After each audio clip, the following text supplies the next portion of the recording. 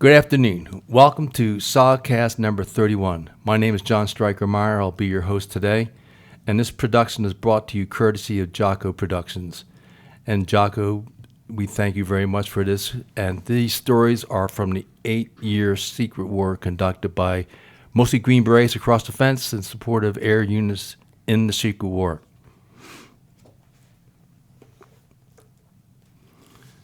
Schaaf saw one of the three VC start to walk toward him.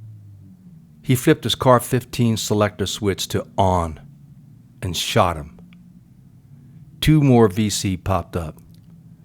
Schaaf flipped it to full automatic and opened fire on them. ST Alabama's M79 man, Quang, hit them with a round of 40 millimeter high explosive from the single-shot grenade launcher. Then, the whole line of foliage opened up on ST Alabama. Base, this is Blackjack. We are under fire. Over? Yeah, right. A fake firefight to come home. And it's steak night. Base, Blackjack. I'm serious. Over. The radio operator's voice was replaced with the voice of an FOB-1 officer. He told Black it was too late in the day for extraction. The H-34s had returned to their home base in Da Nang. The U.S. UH-1Es or UEs didn't fly this late in the day. He told Black that it would be dark by the time they flew to ST Alabama's beleaguered location. Besides, he noted, it's against Army regulations for them to fly at night. After the initial burst of gunfire between the VC and ST Alabama, there was a sudden lull. Cowboy and the Vietnamese team members on ST Alabama got online and charged forward toward the VC in the foliage. Black was amazed and impressed with the boldness of their tactics. They didn't wait for Schaaf. They charged. As they were running across the relatively open area, a machine gun opened fire on them from the rear. The ST Alabama Vietnamese men stopped their charge and returned to the team's first position. Miraculously, no one was wounded. Schaaf asked Black about the extraction. Black told him there were no choppers. Schaaf remembered that Black had spent a tour of duty with the 173rd where radio procedures were strict. He told the new 1-2 in no uncertain terms what he thought of his radio etiquette. You are the guy getting shot at, not that asshole back in camp.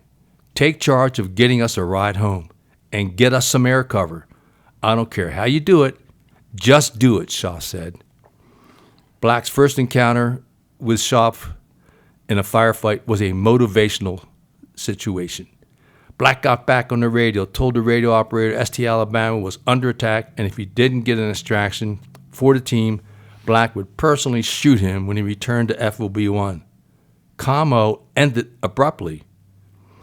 Now Schaaf was really pissed. I'm sorry. So Black called back to FOB-1 for fire support. Anything to help. Black remembered a Navy frequency he had picked up from one of the Marines he was drinking with at FOB-1 in the clubhouse a few days before the training mission.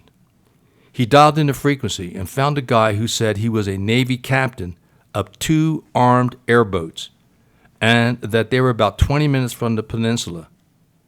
Black asked Schaaf if the team could hold out for another 20 minutes. Schaaf scowled at Black with one of those, "That's a stupid question" look. Schaaf knew that several of his team members were getting low on ammo. Black's long shot paid off. Team members could hear the gunboats roaring into the bay. Black gave the captain his location. Moments later, the gunboats, quad 50s and 20 millimeter cannons, and 2 M60s opened fire on the enemy positions, successfully bracketing the team. The Navy firepower directed against the VC Mountains position slowed down the enemy fire on the team. Then the question arose, how would Schaaf move his team 150 yards or so through the rice paddies and out to the boats? He asked for volunteers to run to the boats.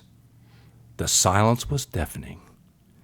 With daylight running out, Schaaf shrugged his shoulders and ran to the first boat in a zigzag pattern. Now the Vietnamese members of ST Alabama, Black and the 1-1, moved towards the gunboats. In a matter of minutes, they were chest deep in the South China Sea, while the Navy gunners kept firing into the enemy positions. One of the airboats moved into a rice paddy and towards the foothills, directing heavy gunfire. When it passed the fleeing team, ST Alabama men were hit with a wave of mist and water, but not enemy rounds. The second craft idled to ST Alabama. Climbing over the skirt to the deck was difficult. Nowhere in any SOG camp did recon teams train for boarding gunboats. Finally, it settled in the water, all the while firing suppressing fusillades to cover the team's extraction. When the last team member struggled aboard the huge gunboat, the pilot applied the power, the huge deck raised up several feet, and the boat turned and joined the other, heading out to sea to a Navy base. Uncle Sam's Navy saved Alabama's bacon that night. 2 days later, ST Alabama made a dump run. No one complained. And today it is my pleasure as well as my honor to introduce the 1-0 from that mission, Tim Schaaf. Tim, welcome to the show, brother. Thank you, Tilt. It's great seeing you. Indeed, sir. Absolutely.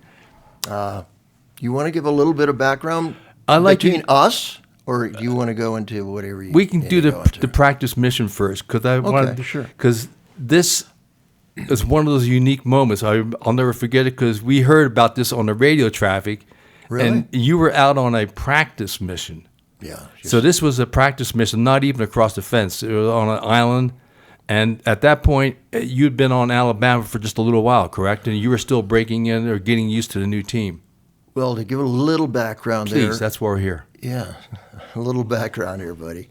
I was sent down from Mylock to take over Alabama. That was it must have been Middle of September? no, because that was in August. This was in August, latter August, part of August. Yeah. So they sent me over from Mylock to take over Alabama. The team was already there, along with Lynn Black, who was elected for him to be the 1-0 because he had experience with, combat commo. I mean, he had. You mean the 1-2? 1-2. Excuse Yeah, that's okay. 1-2 is the radio operator on SOG. I'm sorry, I'm nervous. That's okay. Me too. No, yeah. No, but seriously, they Steve Engelke was the other guy, and they both seemed bright to me and that kind of thing. But I put Black on the radio because of his past experience. The thing about this team was, as you know, it had gotten virtually wiped out a couple of months before that. I think it was in May. Except for the 1-0, he was the only one that I don't need to mention him. But he's still alive, by the way. Is he really? Yeah. I'll talk more about him later. Awesome. Yeah. God bless him. Geez, that. I just heard that from his daughter. Yeah. 1-0 losing your whole team. But what we can say is that team was wiped out in the field. The only person who survived was the 1-0 who E&E'd for 2 or 3 days. Was picked up in the Ashall by an air crew that just happened to see him in his panel. Right. And that's when I arrived at Fubai. And right after Idaho got wiped out, he was there, and it's like, welcome to the Secret War. Wow. And so you come in August after that team. Yeah, I came in August, yes, and the team, they had to reconstitute the team, and the way they did that was they took 1 or 2 guys from each of these other teams. So they're like, I would suppose you could call them leftovers. They wouldn't take they wouldn't take their team leader and ditch team leader and put him on another team, right? Right. So, so I was aware of that, and brought him in. And the only one that wasn't on that former mission that we talked about was Cowboy, Khan Duan, right? Who was the indige interpreter. You know, And who, by the way, if for our listening audience, if you haven't heard about Cowboy, aka Khan Duan, if you listen to Jocko podcast number 258, excellent interview. Excellent. And if nothing else, if you're in a hurry, go to the last 10 minutes. Toughest guy in the world, right? Amazing man. Still alive up in San Jose. Absolutely. Hanging on. I didn't trust him at first Well, because he was so affable and he was outgoing, and you're going, and I didn't know him. I didn't know any of these guys. Oh, It's called Schaaf. adjusting to your, yeah. He was always trying to get me to do something that was like, That would cost you money a lot of times. Absolutely. But the thing was, that characteristic of his personality was just diametrically opposed to who he really was in the field, honestly. Yeah, and then you had your first couple of live fire drills, and you realized you had some pretty damn good indige. Well, I didn't realize that until this mission right here. This was Really? the best thing that could have happened to that team, to get into, you know how it is. Oh, yeah. You get into, there's that bonding experience and trust. They didn't know me from Adam. shit. Yeah. All they knew was that I was a 1-0, former 1-0 from out of the sky, apparently. And And coming from Mylock. what's wrong with Mylock, man? That was a bitchin' place. We had tents, and eventually. A lot of mud. Oh man, that's another issue. That's another time. Indeed. Because I ended up having to go back to We'll get there. We'll get to that. So yeah, we started training.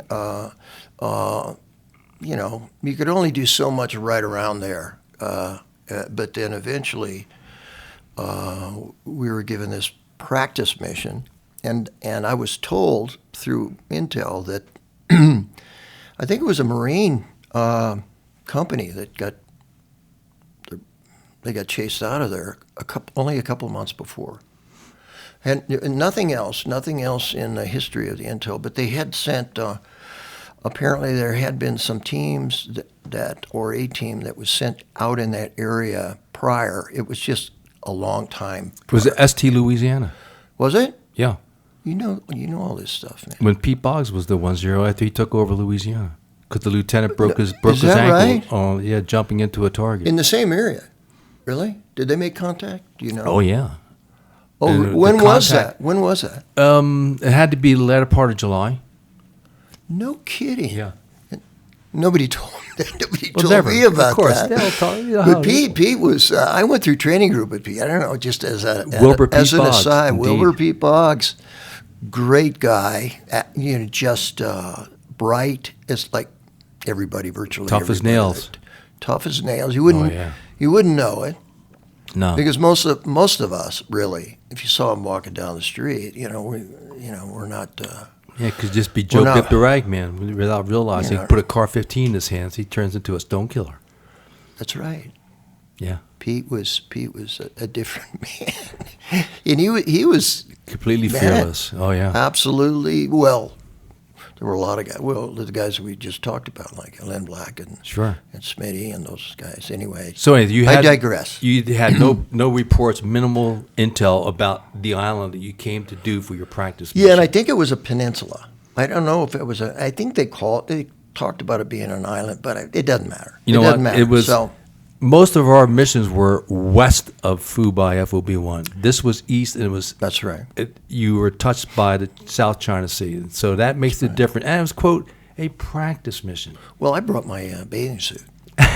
I told the team, if you got some we're gonna have margaritas and little umbrellas. Sure. Because it was a beautiful beach. Absolutely. Absolutely gorgeous. And so anyway, you want me to get up to anyway? We trained enough. Yeah. Still didn't know each other really. Sure. I've got all of these guys from different teams who are And because from you're my a new perspective, team, you had to do some base details, trash runs. No. Get the water runs. No. No, I thought that you did. stopped when I came down there. We never. Okay. We never. They were doing all of that garbage work while they were waiting for me. Apparently, But then when he got a true leader, they were no, ready. no, that's not. I don't think that's it at all. I think they said, okay, now we can Now you send get them to into work. this crap. Yeah. So, I had these guys from these different. I kept an open mind though. You know, I Sure. tried to. I'm sure. I'm 22. I'm an idiot. Of course, we wouldn't be there if we weren't idiots. Something's It's a wrong. prerequisite. There was something wrong with us. You know, and he still can't find that. No little, comment. That little.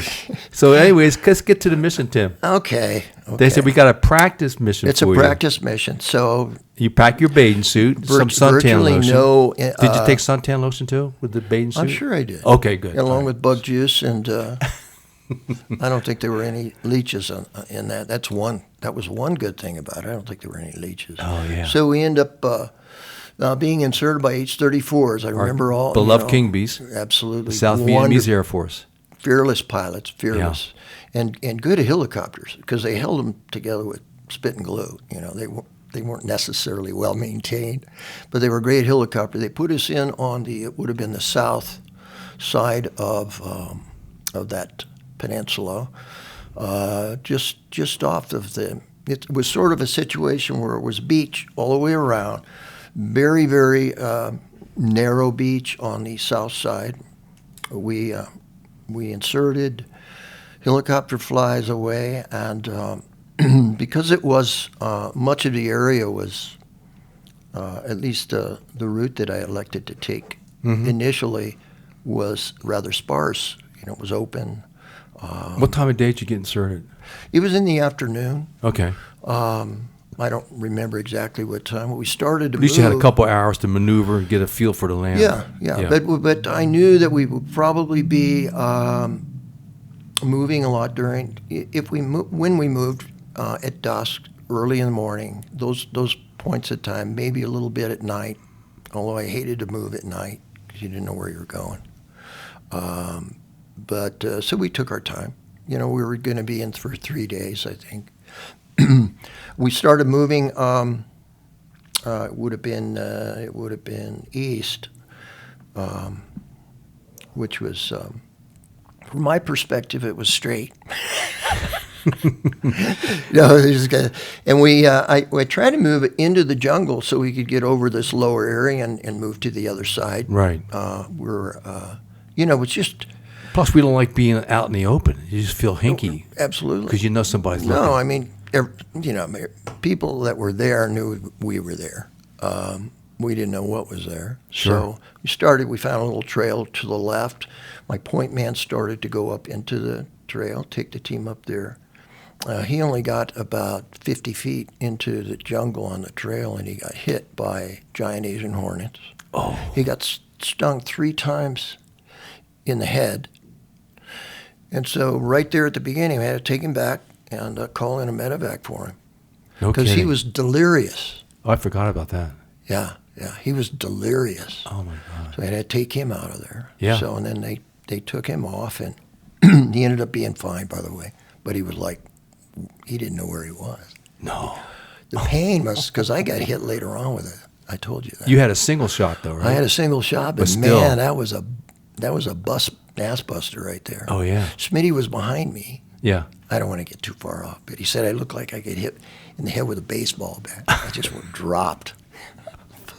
And I thought it was like this yellow and black monstrous thing. I thought it was a bird or something coming out of the jungle. Just boom. Right for me. Anyway, we're moving up the peninsula there as much as we could, you know. Like I said, we moved only when it was available to us, if you will. So we got to the end, and I think we spent at the end of the peninsula. That's where we spent our first night, and like you say in your book, I didn't mind sleeping. So we ended up sleeping during the day. That was, Indeed. and then dust, and whenever we could, we moved all the way around the end of the peninsula, start coming back up the end peninsula, and that's when we saw all of these rice paddies. And there were ladies out there working during the day. Mm-hmm. We stayed, obviously, well back out of their sight. Yeah. And then moved somewhat during the night. I guess it was the second day, whatever that was. And then moved all the way around, and it was on the third day, I think, that we... I turned them around because by that time here we're in 3 days, we're moving pretty good. You know how, we're doing, feeling each other out. Sure. I didn't know there was as much bickering as you talked about in your book, but that could have been going on without my knowledge, Yeah. With Black and all that, or Black overhearing them saying some shit. Yeah. They, because they were... For some reason, even though they're leftovers, they're like cocky little bastards. Oh, yeah. And they had leftovers, but they had gone across the fence on real missions. Well, yeah, and they were bitching. It's like, this is a practice mission. Yeah, but But they didn't come to you directly and say... No, Yeah, they never did. So we ended up... I mean, there's always a little bickering between the A-type men on the ground. Well, these guys are hard asses. These guys were, they had experience. They were, they weren't Vietnamese. They were Chinese. Cowboy was a ethnic Chinese Catholic. Nung. Was he a Nung? I thought he was. There's a difference of opinion as to what would be described. But he's the tallest of the Vietnamese that he's we the ever saw. tallest. Yeah. He's like 5'9". And he was a smart ass. He spoke fairly good English compared. He's smart as shit. Oh, yeah. Really. I had a lot of experience with him afterwards, after we got home, when we tried to go through that process of getting them all designated as U.S. veterans. Right. I remember that, but it was like 2 or 3 years, man. That was another issue. Anyway, so we're over above these a dry rice paddy, and we were behind a couple of berms either side, so we were fairly well protected from that perspective, but we had mountains to would have been my right. It would have been to the south. If you call them mountains, they weren't that high. And it was the afternoon of the third day. To our west would have been the bay. And we had about 150, 200 yards to the bay through what were dry rice paddies. Of course, there were lots, probably maybe a dozen different rice paddies. Some of them were, many, huh? Well, I don't know. Yeah. 8? Could have been. I don't know. And so it was a 3-day mission, so you're thinking it's time to wrap it up. So in your mind, it's like, it's at the end of the thing, yeah. Absolutely. We're sitting there, it's maybe, I don't know what it was, 4 o'clock or something, coming down. And I'm thinking, we're not getting much done here. Yeah. So I was thinking about just calling him in. I may have mentioned that to Black and just get us out of there before the end of the day, because I didn't want to be there at night. That would have been a bad position with especially it wasn't a good defensive position right. at night. So we were talking about that, and all of a sudden we look up, and up in there was this huge boulder that was stuck out of the this hill. Maybe it's I wouldn't call it a mountain. It was more like a hill, maybe 1,500 meters high, or 1,500 feet high. Maybe they were about just like in your book. Really, that was pretty accurate. 1,200 to 1,500 meters away from us, but we could see 3 guys, and they were couldn't tell if they had weapons, but they were all standing out there, just kind of looking around. Kind of. Yeah.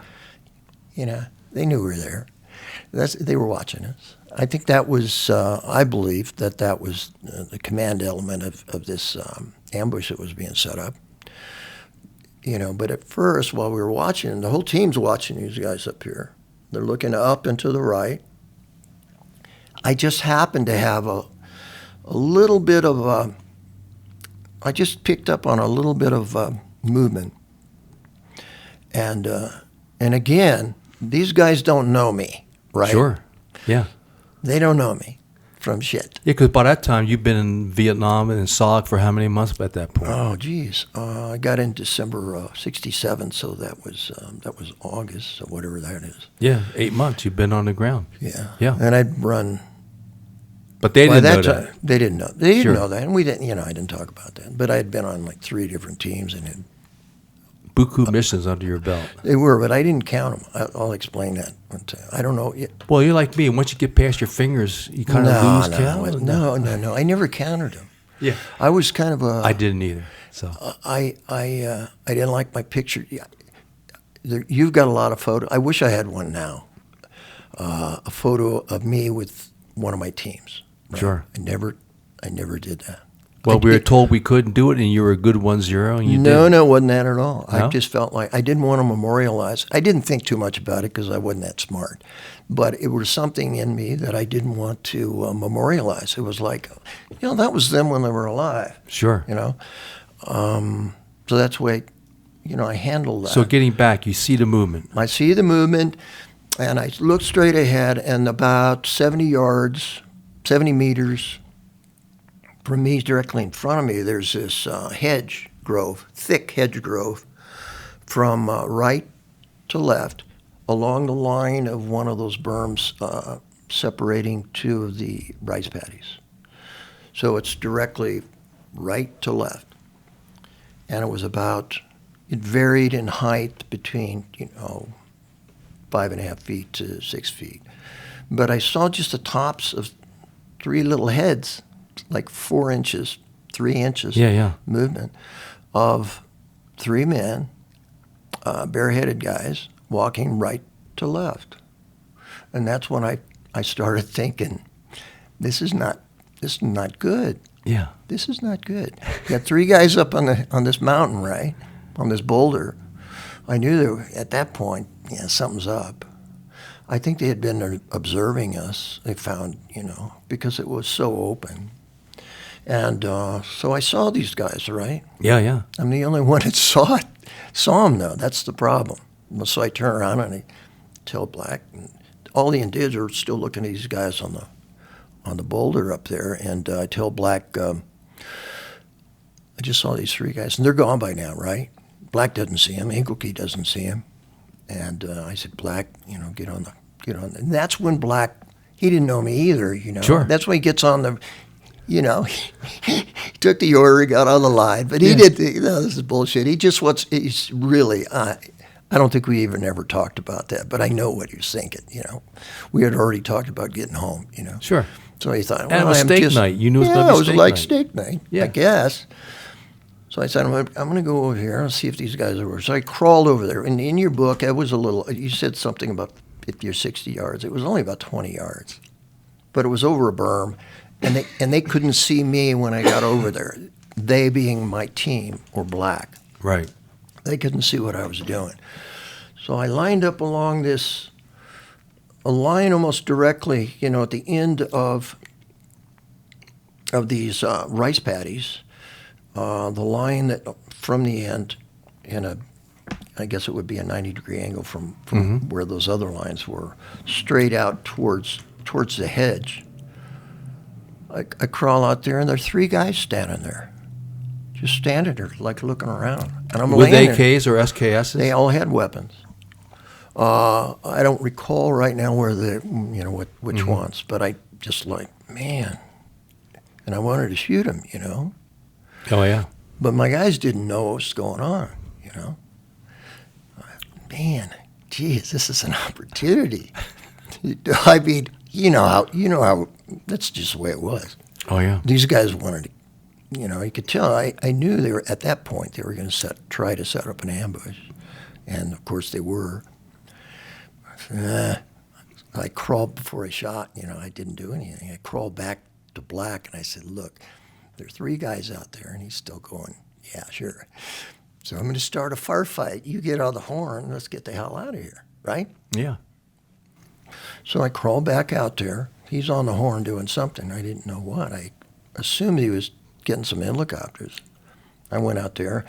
I come back out there. At that point, there's only one guy standing there. He's standing at the edge of the hedgerow. And I was a little disappointed. No, I mean, I shouldn't say that. I should say that. But he started to walk away from me. Yeah. And then he turned around. He walked about 10 feet away from me and then turned around, started walking towards me. And that's when I lit him up. Dumped him, yeah. I hit him. I didn't realize I hit him at first. Sometimes, you know. I mean, the first round just went through him. Yeah. I don't know how much detail you want to get into, but he I went couldn't down. tell. I started to look up. Yeah. I just started to look above my sights, and I thought and I popped him again as he was falling. I realized, like in that split second, that I'd hit him with the first one. So he went down immediately. Those other two guys, I assume they were those two guys, came out from behind the hedge, grabbed him, one on each side, to pull him back. And so I flipped it on automatic and emptied that magazine into the group. And then, the wild men to my right, that team, they realized, and that whole hedge grove, opened up, man. Just Really? Whoosh. Right. And so my guys reacted and they started shooting. And then I crawled back. It was a practice mission. It was plenty of practice. But you worked. Here's a key thing, because you worked your way down. Lynn, after all the other things we read about, tried to get no helicopter available. Luckily, the Navy shows up, and you guys were under intense fire. And just as a sidebar, I remember hearing about that, and the guys in the clubhouse are going, "Hey, Alabama's out there, and it's getting late, and they want to come home." And like, Is that right? They reported they got a firefight. Yeah. Right. They're going to make them wait till tomorrow. What the? I know. Because it was like, I didn't know it was a chatter going on in the clubhouse. They're without always realizing just how serious what you're up against. But sure. Because there's other stories that you have the actual missions, I don't want to spend too much more time, but you guys maneuvered, and this is your team gelled. That's when you learn about Cowboy. That's right. Well, Plong, near M70. Please do, yes. Very quickly. Yeah. I get back to them, and then all of a sudden, I can't remember what his name is, the Indige team leader, he got them online and charged. Now, you don't have that in your book because you probably didn't know about it. We said they were online charged. But I was screaming at them. Don't. I mean, in bad words, because I still don't know why the hell they did that. There was no reason to. They're getting fired on. They are attacking the ambush. And it was wide open. Whoa. There was no cover, no concealment. There was nothing. It was across a dry rice paddy. Really? Yeah. I'm and then all of a sudden a machine gun from behind us opens up, which made perfect sense at that point. Sure. You idiot! You brought your team right in the middle of an ambush. Thank God you sprung it before they sprung it on you. Yeah. It's just luck. Yeah. That's there's only a certain amount of expertise that comes into play. I mean, you can think of yourself as the greatest recon man in the world. It doesn't matter. No. Because, whatever percentage, it's a high percentage of just plain dumb luck. Especially on You just hope the recon guys are smiling on you. I don't know. I didn't think too much in those days anyway. None of us did. Well, Young and dumb. We wouldn't have been there otherwise. But anyway, so, they're doing that. The machine goes up. It was an opportunity for me, actually, to use my sawed-off M79, so I fired a few rounds up at I couldn't quite pick out exactly where the machine gun was. So I fired a few rounds up there, and all the other guys are, by that time, and they have bad guys on the other side, too, by this time. So we had them on three sides. Yeah. It was a pretty good volume of fire and a pretty good gun battle going on. So we finally, Lynn was like, you talk about special forces, get it done kind of a thing. He brings in airboats, man. I didn't even know they had airboats. these 2 airboats come in, maybe it was only like 15 or 20 minutes later. They come plowing in there, and they're firing their cannons. I don't know what they call. They're big cannons, pretty good size, big airboats. And they have 50 calibers too. Is that what they had? Yeah. I mean, that was very. We welcomed them. Indeed. And so they were firing, boom, boom, boom, boom. They ended up bringing both as far as they could up on the sand there, but they're still back ends, and much of the boat itself is in the water. Yeah. So we had that little moment in time. Who wants to run out of here? It's like, are you crazy? You looking for a volunteer? Anybody want to volunteer? There was no other way, so I just took off. While you're under enemy fire. It wasn't zigzag. It was serpentine, though. I wanted to. It was a serpentine. No, we ran like hell, and I fully expected to find something in my back. Yeah. And so we got out there. Everybody followed. Everybody did. No complaints after that. And so that was, we got on the airboats, came home, and had steak. That was about it. Oh my God. Yeah. So then you're on a team, and I guess we don't want to develop too much, but you would experience once you're on the team, you earned their respect. They got to know you. You had more. Of course, September we had a lot of monsoons and other in-camp activities, and I don't know if you had anything else with your team before you got to early October, when there was a change on the team, which turned out to be a tragic change. Right. Well, a couple little things, and Sure. I don't know how much time you have. We got all kinds of time. We're here to talk about your story and get Okay. about. But then when we're done with that part, we'll go back to how your whole career started.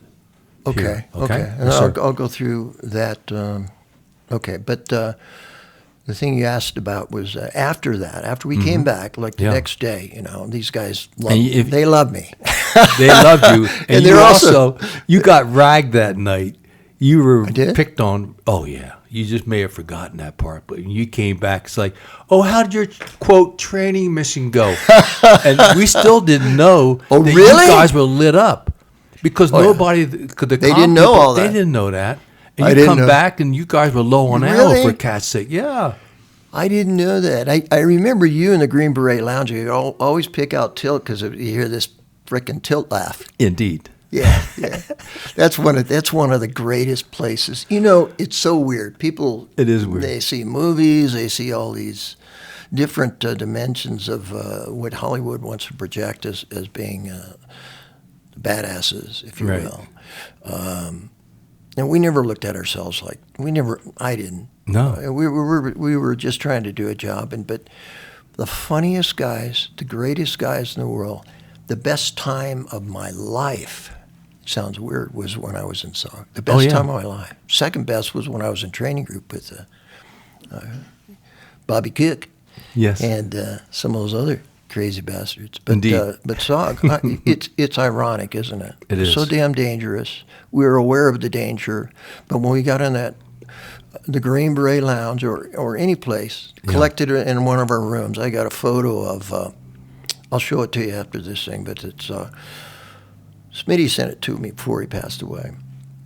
We're all sitting around, Pete Boggs is in it, on 2 beds.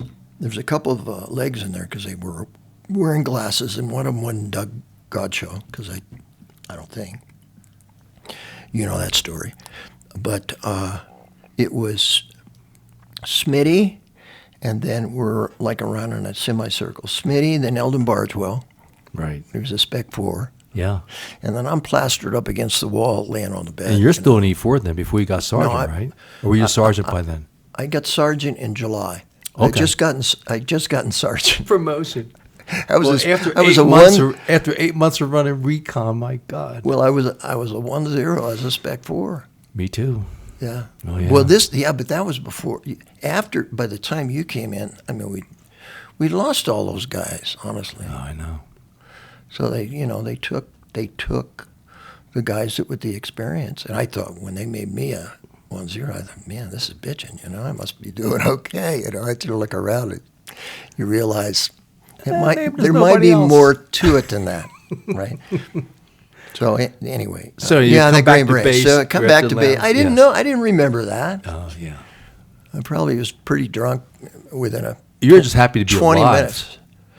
Well, you know what? Honestly, of course, if I didn't remember that, I probably didn't remember a lot of things. But I never.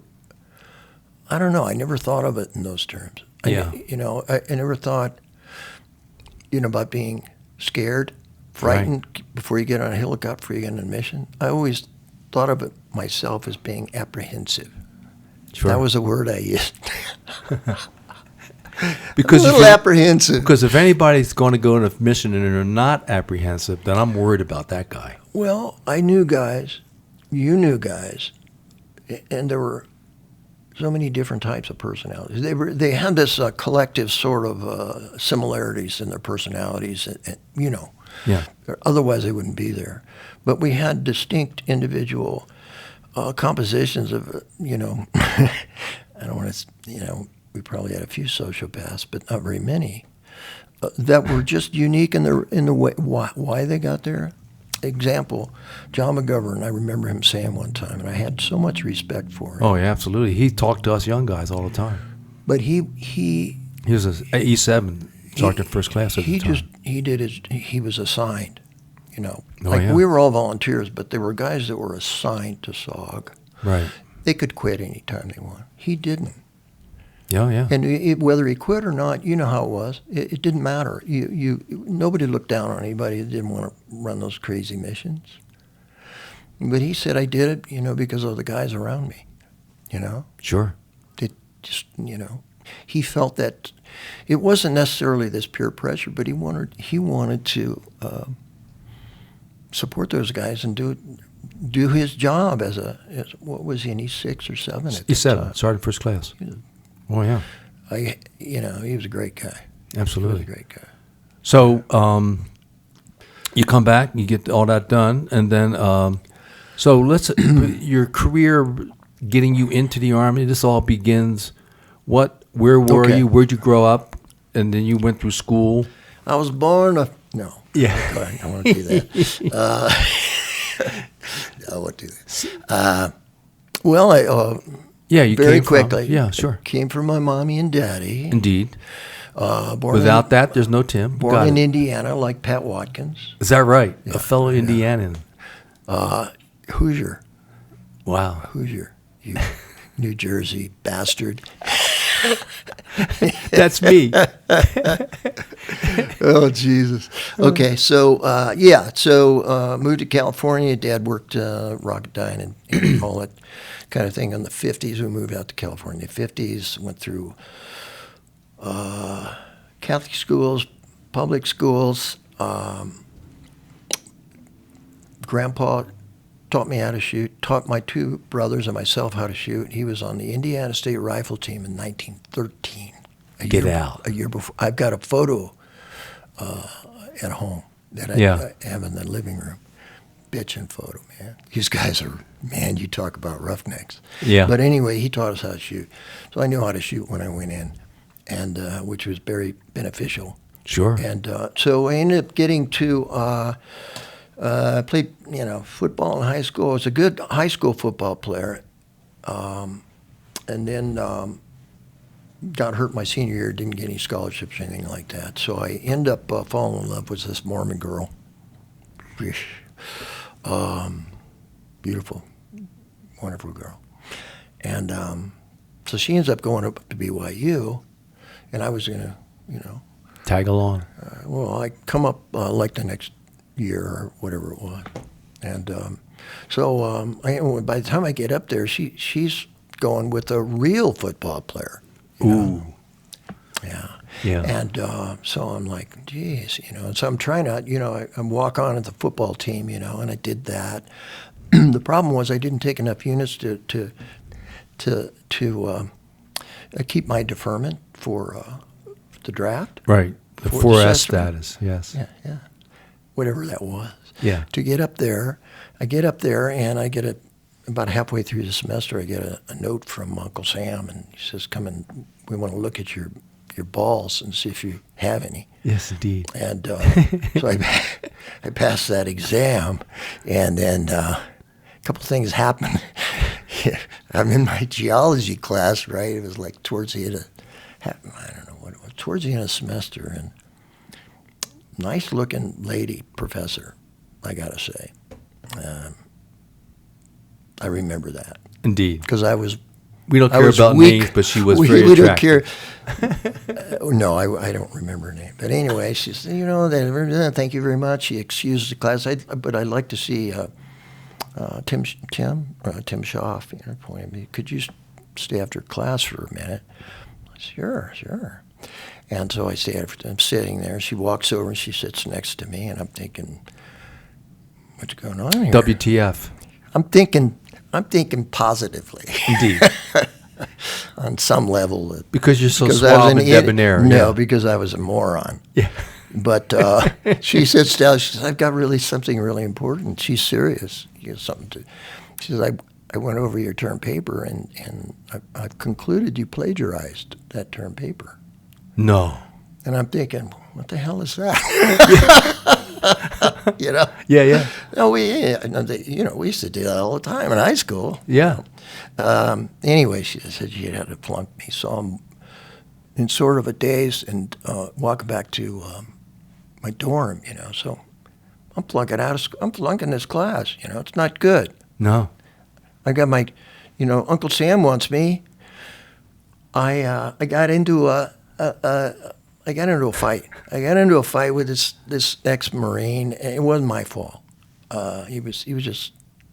I found out later he was back from Vietnam. Frankly, Ooh, I think he was one of them. No, he I think he was fucked up. No. He was looking for a fight. Anyway, we were driving around. That gut thing. I had canines coming up to me. So you have the fight, and then what happens? Well, the cops made me drive him to the hospital. Really? Yes. That's Provo law enforcement in 1966. All right. And that was their technique. So I drove him to the hospital. Anyway, so I had all this stuff going on. The judge says, are you coming back here? You end up before a judge? I'm afraid so. Yeah. This is because of the fisticuffs? Yes, sir. Okay. This is like a bail or jail or go to the Army He scenario. says, are you planning on coming back here next year? And I'm like, I don't know, am I? What do you think? No, that's true. Yeah. That's all true. So I ended up, I joined the Army less than a month later. So, Okay. I heard, fighting soldiers from this Yeah, the country. song, the Green Beret was out. And I didn't hear the second line. I didn't listen to it. It's like jump and die. Yeah. Apparently, anyway. Yeah. I wanted to be a Green Beret, but you go in, you don't think you can make it, and or you have questions about this, you don't talk about it. So I went in and I took the OCS test. Went in July '66. Took all the basic tests, took the OCS test, passed that, and went through basic training at Fort Ord, AIT at Fort Ord. My AIT platoon was all going, they all were destined for OCS. They had all passed. So it was a infantry AIT, excuse me. But they all had, they were all slated to go to OCS, and they all did, except for me. Guy with starch, beret, take the disc. He came in about halfway through AIT and said, take Looking the for test. volunteers. No, he was looking, if you think you can, So that test was the hardest test in the Army right there. Oh, it's really hard. Was it 2.5 hours long or something? I don't know. The It was OCS test was like a half hour. And you could be a frickin' second lieutenant at 18 years old. You couldn't be a Green Beret, theoretically, assigned to Special Forces until you're 20. So anyway, I opted for, because I ended up getting orders for Fort Sill, Oklahoma Artillery School, OCS. Ooh, right. So I went to jump school instead. Went up there, went through I was a PFC, and most of us guys, like you, they needed guys, So they sent about half of us, I think, to commo school, right? Yeah, 05B4S. Yeah. At that time, the only ones they had open or would allow for guys of my rank were commo or medics. Anybody go up for medics, but like 2 of them made it. You had to be sharp. The only one that you could be what do they call them? Recycled into another one. Right. There were a lot of commo guys ended up, right? So anyway, that was we had several Argoths got recycled when we came to the Morse code phase. That was the most boring 2 months of my life, man. Indeed. But you got it though. You picked it up. I got it. I did. Yeah. I picked it up pretty good. Never used it once in Vietnam.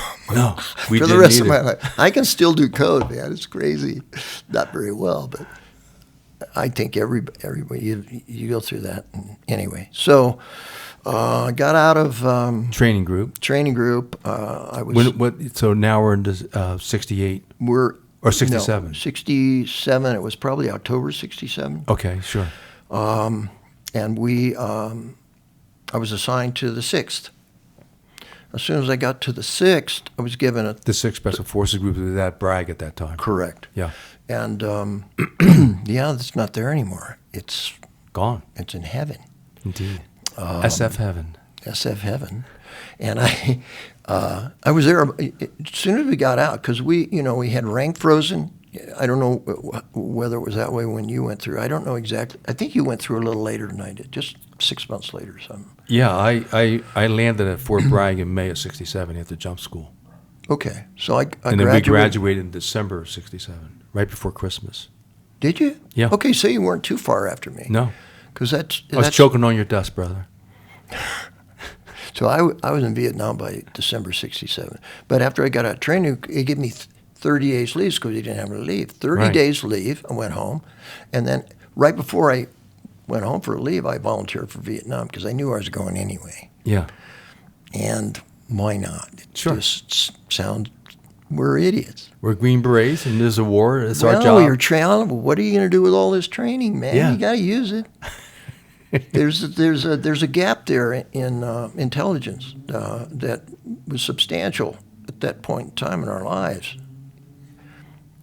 And that was, my logic was, I'm going anyway. Let's get it over. Let's go. Sure. And I was also I wanted to go. Yeah. It was like that adventure. That's why. Well, we grew up with the John Wayne movies and other World War II Absolutely movies, right. where when the country was at war. We went through all that at the end of World War II. We were those kids that watched all those movies. And, Yeah. The Marines on Okinawa and all that stuff. Oh, my God, yeah. Guadalcanal. Absolutely. And it was don't good. Don't forget Sergeant Stryker, Iwo Jima. That's right. Yeah. Was he killed in that movie? That's where he died. He died. John Wayne, I got to break this to you, man. John Wayne did not die in that movie. He didn't, but John Stryker, his character, did. Yes, I know. Indeed, it was a painful death. I can't believe we're here after all these battles and I'm still alive. Dunk. Isn't that amazing? Yeah. That was a bad line, though. But anyway, so I go a 30-day leave, right? Right. As soon as I get back from the 30-day leave, my orders for Vietnam are, I got orders for Vietnam. Guess what? I got another 30-day leave. Yeah, so I was like 60 days roaming around the country, creating fun. Having fun. Indeed. I wasn't. Okay, so you arrived in Vietnam. Mid-December. It was before Christmas. Right. In Vietnam, I got orders for Signal Company. I go to Nha Trang, and I'm walking around Nha Trang. This is no shit. I'm walking around Nha Trang. And Nha Trang is the 5th Special Forces Group headquarters area. That's correct. So that's where we all went. When That we is got in correct, country. Sergeant. And so at that point, did you get put right in for your in-country training, or were you just out there wandering before you got put into the in-country training? I was wandering. Well, there's no in-country training then. We had it, but maybe you didn't. We didn't okay. have that. Yeah. We didn't have any training at all, and that was one of the issues. But I was walking by. They had it just like a little town, But there was an ice cream parlor being run by an E7, and I thought, Because they told me, he said, you could probably stay here at the Como thing for your whole tour, you know. And I just couldn't do that. I just wanted to do something. Yeah. I was, you know, I wasn't, there was something wrong with You were an Action Jackson kind of guy. I was not, I wasn't really.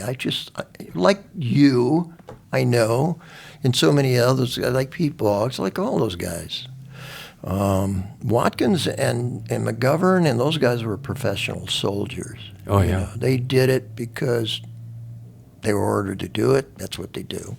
Watkins was awesome.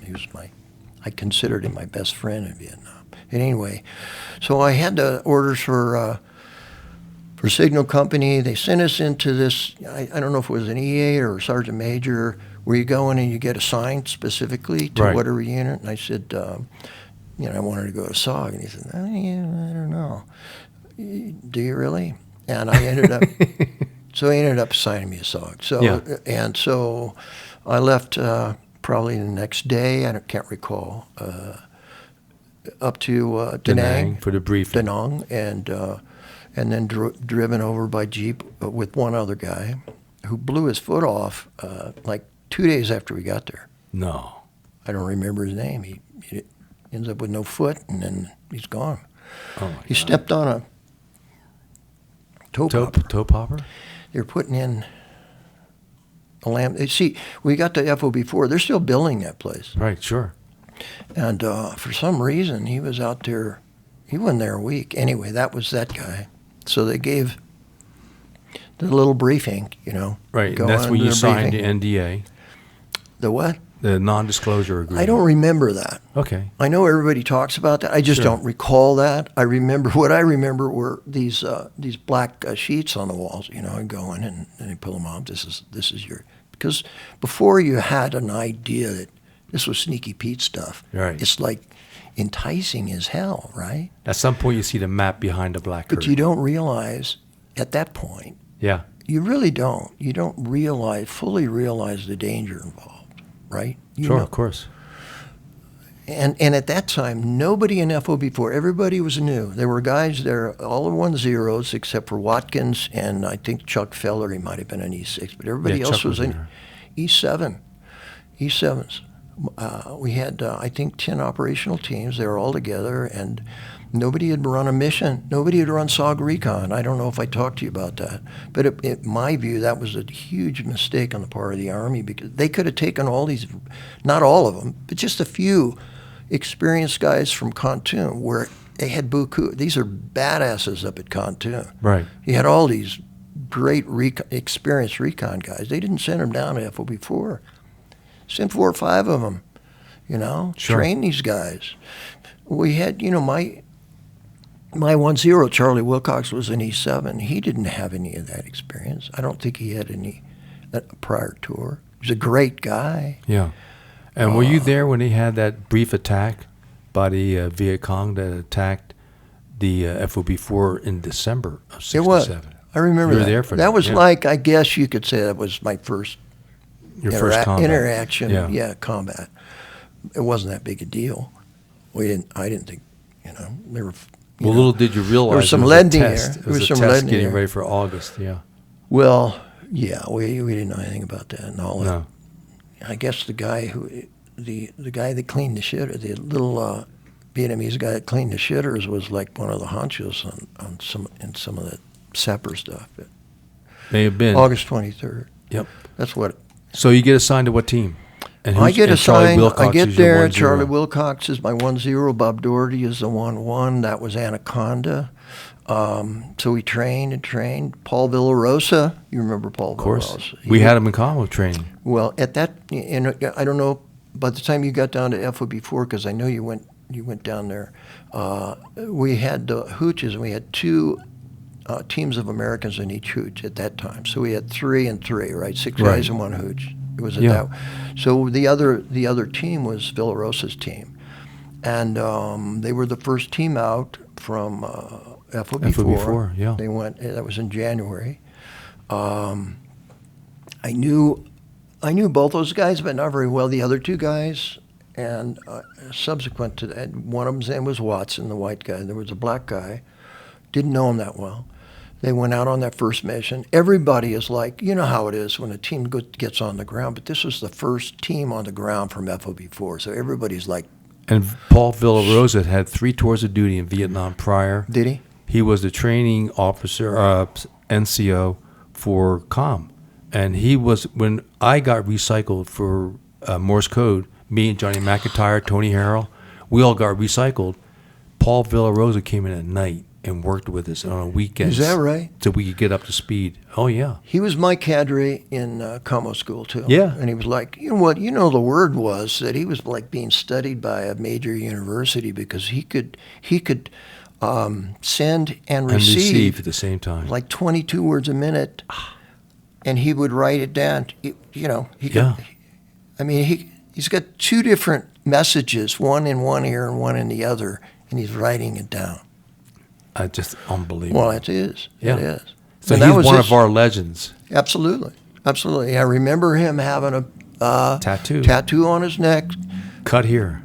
cut on dotted line. That's what it said. And then he had I remember this independently, these Elbow tattoos? spider Yeah. spider tattoos emanating from his elbows.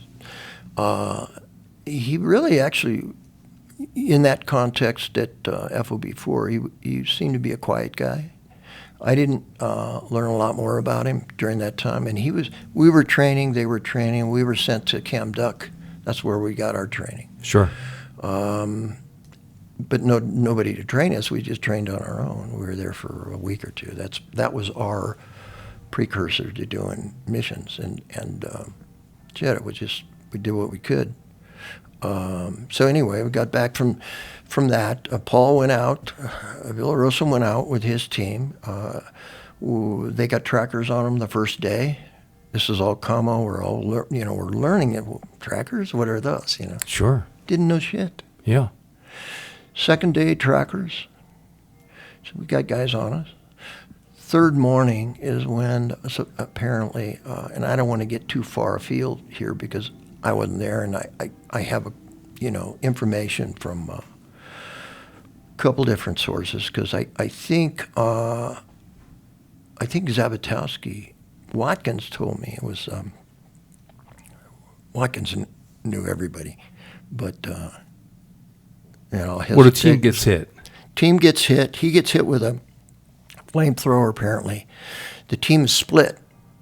From what I heard, they went everywhere, and then we were told that the Indige and the other Americans were picked up. That's what we were told. Yeah, and I didn't find out till we also heard that one of the Americans, NVA intentionally kept him alive so he could go back and tell about the one of the stories. The flamethrower. That was one of the stories. Yeah. But I don't know what happened to the black fella. I can't remember his name. You're right. But he never came back. And then Watson found out later, after the war. I didn't find out till after the war that he was killed. So that was sort of weird. I think they wanted to keep that. They never brought the Indige, if there were any Indige that came out, back to the FOB. Nobody came back. They were gone. We were just told these stories that the other 2 Americans were alive, and they just never brought them back. Yeah, because the one that went to Saigon for a debrief, I was told later, again, this is many years later, he goes down for a debrief, and because of watching what he saw, he was out. He has to be out.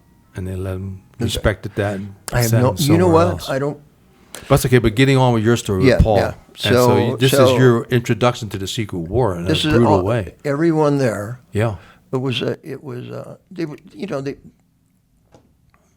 they didn't tell us the whole story. Of course. I mean, and I understand why, because they're afraid you're going to scare the shit out of people and lose guys that didn't want to go in. First team, boom, they're gone. That's good. But it didn't affect us. It made, I think, most of us just more aware of how dangerous this shit was, and it. I think for most of it, just made us want to know more, to study more, to be more receptive to any kind of info. Any kind of input that's going to help us. Sure. I stuck to Pat Watkins because he was a former Marine and he's been in Special Forces, and he's a sharp guy, Oh, yeah. Razor So sharp. everything, even though he hadn't run, at that point, he hadn't run SOG Recon, he was smart as hell. And I knew that. And I was like, Yeah. I just wanted to hear anything that anybody talked about. So here's what happened. So they take two teams. This was in February? February 68. February And 68. you had Tet, by then you had the Tet offenses. This would be after Tet? No. Before Tet. No, Tet. Tet was at the end of January Tet 68. was in, at the end of January, right? At the beginning of February. This was, well, it was, I think I'm trying to remember where I was when Tet hit, because it wasn't obviously as bad as it was up there at Khe Sanh and Hue and Phu and all that.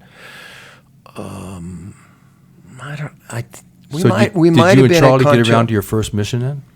We were sent, the two teams, Watkins teams, I think it was Moccasin, Right. and Anaconda. Both teams were sent up to FOB 2, and because they needed guys to run. They had buku missions. A lot of guys were, I think, overtaxed. I mean, those guys were something else, man. And they were running basically the same areas, very similar areas that we ran out of FOB1. I mean, Right. dangers,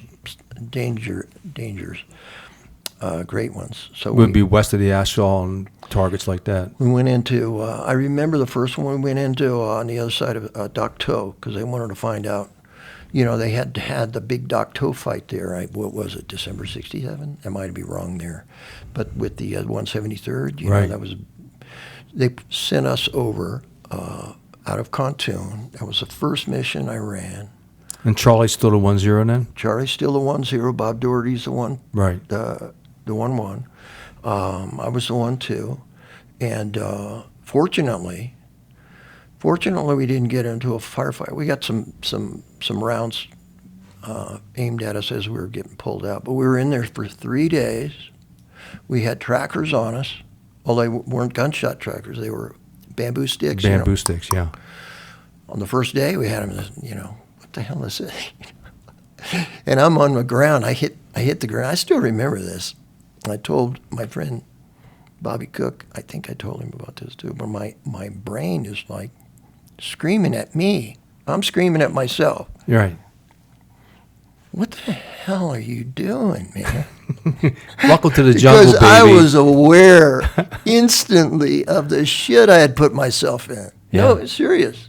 And you're in triple canopy just to make it a little bit deeper, or double We canopy? got And the trackers. on the trackers Sure. and Wilcox and You can't Doherty. see them, but you can hear them. They're even though they had all these years in Special Forces, they didn't know any more than I did. Wow. So it was OJT on ground. So that's why I say we were in there for 3 days. We got used to the movement. We got, we never got rid of the trackers. You know how they are. Yeah. At least then we didn't know how to get rid of any of that. We were fortunate because all the bad guys, we ended up on the second day maybe, we ended up walking into a gigantic bivouac area. Really? Our mission was to go in there and find out if the North Vietnamese were still there in Laos or whether they were coming across. They're trying to find out where they were, see if they had to. Were they worried about follow-up from Tet? Right. Absolutely, yeah. Absolutely. So we walked, and they weren't there, but we walked into this NVA bivouac. giant NBA bivouac area. My God. And we're walking, they got all these, these hooches and all this stuff, and we're walking, just diddly bopping down the middle of Taking some pictures for good luck? Well, they had to have had, they were guys there. I mean, they must have been the trackers or whatever, but. They could have been the stay-behinds. Yeah, when the major unit would come through. But we never made contact with them. I think they just left us. They probably felt sorry for us. I said, look at these guys bumbling around the jungle. We got to take care of these guys. So anyway, so we ended up coming out. And that was my first mission. But the benefit there was we got to stay 3 days on the ground and experience all this stuff, the movement, all of those little things that you learn. And we had that benefit. We didn't get in a big firefight or get to have those things where that part of it was training. Sure. That part of the training was interrupted. So, and then we got back, and then we got a mission for Hotel 9. Okay, and Hotel 9. Hotel 9 was is one of the worst targets out of Khartoum. Absolutely. It was like the most dangerous place in the world. They At FOB 2 at the CCC, time. yes, sir. Yeah. So we went into that, but I don't know why Pat did this. He didn't have to do it, but he strap hanged on our team, and he took his Really? his 01 with him. He came only to Charlie? because. Well, or me. Or to you. Okay. No. I mean, he was just, I don't know why. I never had a conversation with him about that. But it was, Pat had a quick temper. Oh, yeah. He meant what he said when he said it. It was greatest. I never had an argument with him in Vietnam. I've had a couple since I got back, but he's still an absolute prince, salt of the earth. I love him. Oh, yeah. And I'm very thankful he's still around. And for anybody, for our listening audience, if you're so inclined to learn more about Pat, you could go to SOGcast number 23 and number 24, where we've interviewed Staff Sergeant Pat Watkins. What a memory. You have all these memories. And that's awesome, though. That's a good... But it was fascinating interviews. Oh, I know. Yeah. Well, so he comes on your team. You get in the field. Okay, he's on the team. We get on the ground. Yeah. We're okay. This is not a practice mission at all. No, So because we're you're in there. Hotel 9. We're in Hotel 9. You're aware immediately that this is like you're not in Kansas anymore, and there are areas there which didn't have real thick jungle. I mean, there were so many trails. There'd be trails that run into. There'd be a parallel trail to you that was Really? like 8 feet away from you. You could see it. Really? Pat said he saw part of the bamboo along the trails that were rubbed. There were so many guys that had walked along that trail that the bamboo exterior of the bamboo was rubbed off. Where they made contact with it marching south, or trucks or equipment. So we get off the helicopter. It's in a stream bed. I remember there are elephant tracks right there. Oh. Elephant tracks. We didn't see any elephants, by the way, but we get off. We go up there, and we go up this one hill. Our mission, you want to hear about the mission? Yeah, of course. The mission was that we had to get close to this road set up. They were putting in a hatchet force. This is out of Khartoum. Right. They were putting in a hatchet force. They were putting in along a road. They were going to ambush. Supposedly they had intel of this big column of trucks, transports, all that. They put in 2 recon teams, one at one end, maybe a quarter of a mile away, and then the other end, so that, for obvious reasons. Yeah. Well, heads up. for the obvious reason, we were 2 recon teams. When you had people in the kill zone in between, if the hatchet force is going to come in, you guys would be the early alert. That's right. That's exactly right. So we were the first team they put in, and we go up this hill and come back down. We're starting to move where we're supposed to be moving. We were up at the top of the hill. One of the photos in there that you have, I know you have, of Charlie Wilcox somewhere. Charlie Wilcox. If you don't have that, I'll get that to you. But he's sitting there like this. There's a photo of me too, or like this. Watkins took those photos. That was in Hotel 9 on the top of this hill. They took a break to eat, canned. What did they have? That little cake? What is that little pound cake? Pound cake. I remember Doherty sitting there, opened up a sea ration can up, thinking, "What? You know where you are?" I think it was Doherty. Yeah. It was and Watkins took photos of us. I'm smiling. You had no contact yet, and you're in Hotel 9. So we're up at the top of the thing. We finished our lunch, I guess. I didn't eat anything. I mean, I was just wide-eyed. You're still wired. I was apprehensive. Indeed. So we went down that trail, well-worn trail, down to the bottom of the hill. It's probably 50, 75 yards down the bottom of the hill, right? Yeah. We walk into a bivouac area, an old bivouac area. holes dug and stuff. Sure. Berm. They set it up, and it was like out. I don't know what size, probably a company size. It could have accommodated a company size. And so we get down to there, and we're on line. We stopped. There's a berm between myself and the front element. I can't see Wilcox. And the way we had it set up, because we had Watkins there too, Watkins took the 1-1 position, the tail gunner. So he's behind me. He's wrapped around a little bit. I can't see him either. I can't see Doherty. The only guy I can see is the Indige in front of me. That was a Chinese team, by the way. Good team, good in a firefight. Sure. Good in a firefight. And so I've got this Indige to my right front. That's probably, he's not even 5 yards away. But he's sitting there facing the right. He's squatting, doing the Asian squat. Yeah. But he's playing with, I remember this. I look over at him because I look to my left, and there's as I said, it's kind of sparse, but there's still jungle, but just happens to be sort of this hallway through that all the way up to the base of the hill that we just came down, and we're like, I'm less than 25 yards from bad guys that are coming from my left front and walking up that same trail that we just came down. Whoa. And I counted them, as I always did, 19 guys. I saw them so close, I noticed there was one fella, a nice-looking, handsome guy. I'm serious about this. Yeah. I noticed his haircut, and it seemed like he had just gotten a haircut. He was clean, nice, clean haircut. Obviously, no headgear. None of them had headgear. Really? Serious. Okay. No headgear. Yeah. My belief, because of the lack of, they had AKs. They had most of them had 2 magazines stuffed in their. They didn't have the NVA vests that we came to see more later of. Okay. No.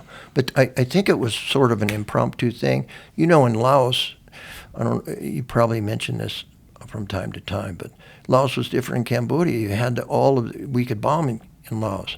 And so all the NVA, they were spread out, right? They weren't centralized. Right. They couldn't do that. So they'd have a company here or a company or 2 companies. They were spread out. And they had those bin trans every 20 mile, which was the bivouac or the setup areas. Is that right? Yeah. Okay.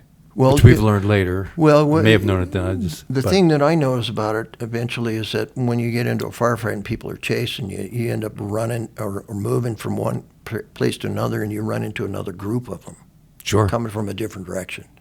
It was difficult. That made it difficult. So anyway, these guys are just walking up the hill, and I look back, 19 of them. They walked up the hill. They had SKSs or AKs. Yeah. And I looked to the right, looked at the guy in front of me. I got nobody to communicate with. I'm watching this. This guy over here, this Indige. You're Indige, yeah. He's oblivious, man. He's playing with leaves. I still remember this, swear to God.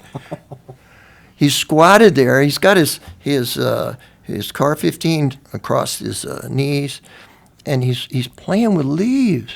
I remember this. He's just like, what? And I went, trying to, get to do that. Nothing. Didn't hear. Nothing. Yeah. And I didn't want to do it any longer. So then these 3 guys, right where the guys were walking, I think they were probably part of that column that went up, but they dropped off. This is my assumption. But 3 of them stand up. All 3 of them, all bunched together. One guy in front, 2 guys right here, and I'm already pointing in that direction. My car, I'm in a Asian squat, you know, and I got my car here, and I'm pointing right at the group. These guys stand up right in front of me, and the guy in the front starts screaming something in Vietnamese. I didn't find out later that he had seen me. Could have been. I mean, it looked like he was just yelling at me. Yeah. Really? Yeah. But it was Vietnamese, and the interpreter later said it was he was yelling, "Throw down your weapons and live." No kidding. Have you ever heard this? No. Bitchin' stuff. That's why we're here. This is bitchin' stuff. It is.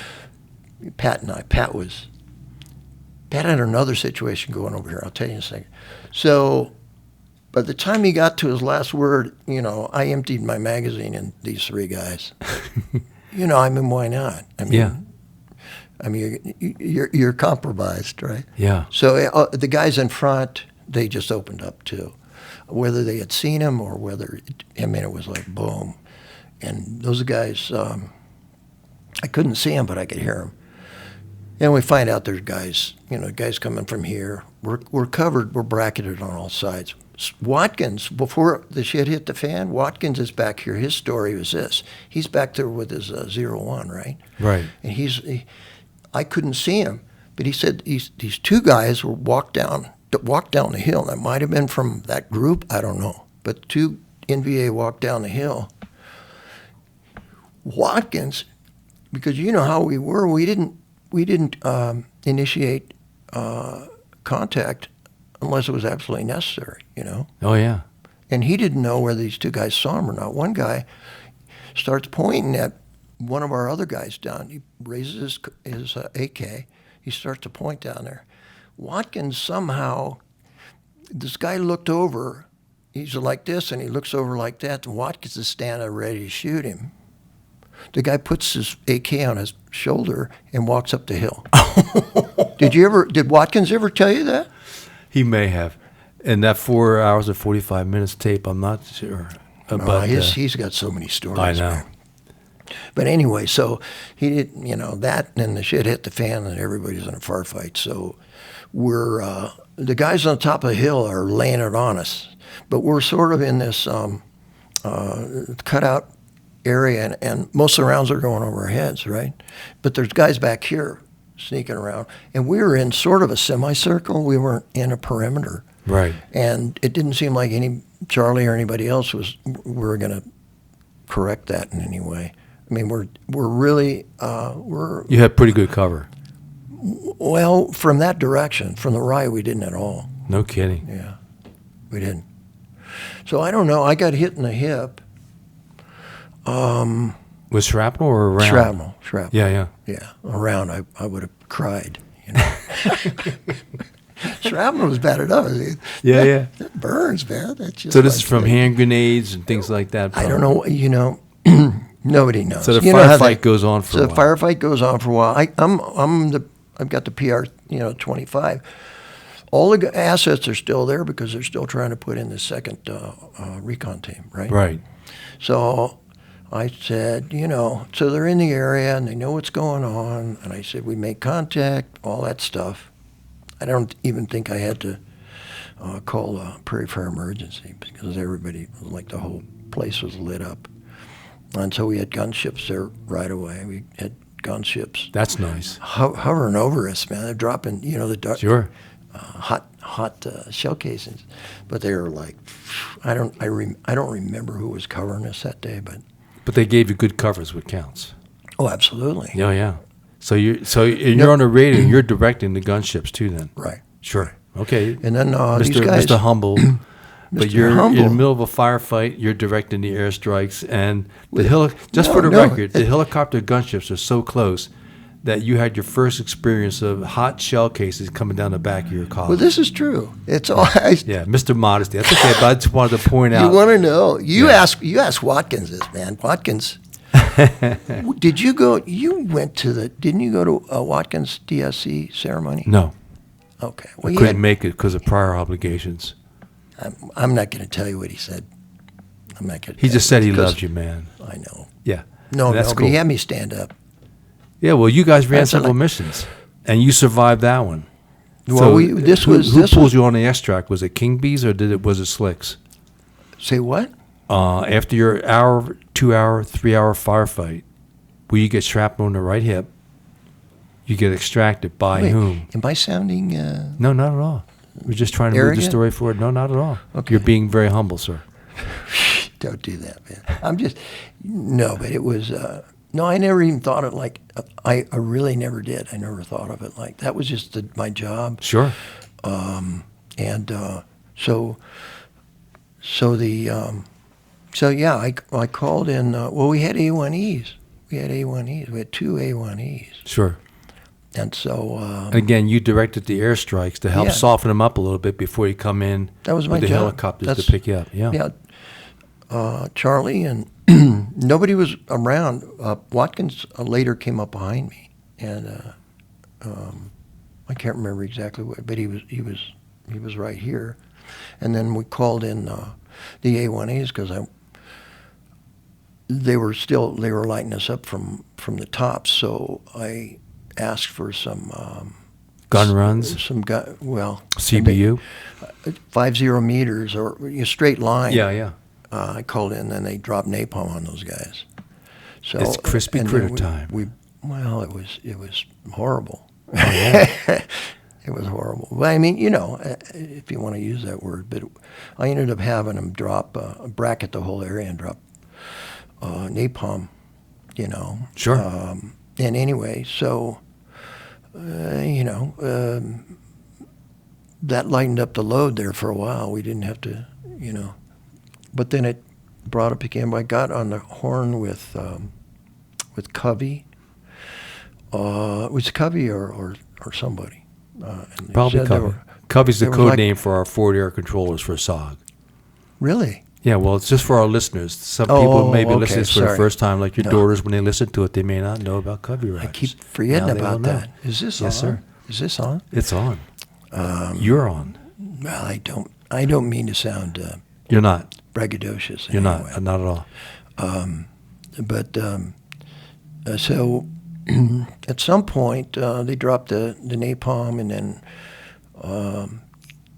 the only reason why I was doing that independently because Wilcox and Doherty had their hands full up front, and so did Watkins.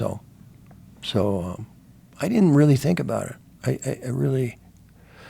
Well, the good news is you directed the airstrikes, and then we get to the extraction. Yeah. So anyway, I ended up putting a panel out so they could do all that. Sure.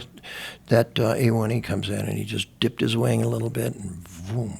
Oh, I thought he was heading right at me. Could you hear like when this guy knew where we when are? the A1s get that close, you could hear like the metal clinking and clanging, not clanging, but they have these clicky sounds when they're changing their. I don't remember the wing configuration. Okay, well, anyways, there's a lot of noise, kind of noisy. Yeah. But they're a little noisy. Yeah. So we had the helicopters come back in, and you know what? Ironically, we had done this giant circle, and they were about, I'd say, 80 yards away from where we were on the other side of that bivouac area. Right.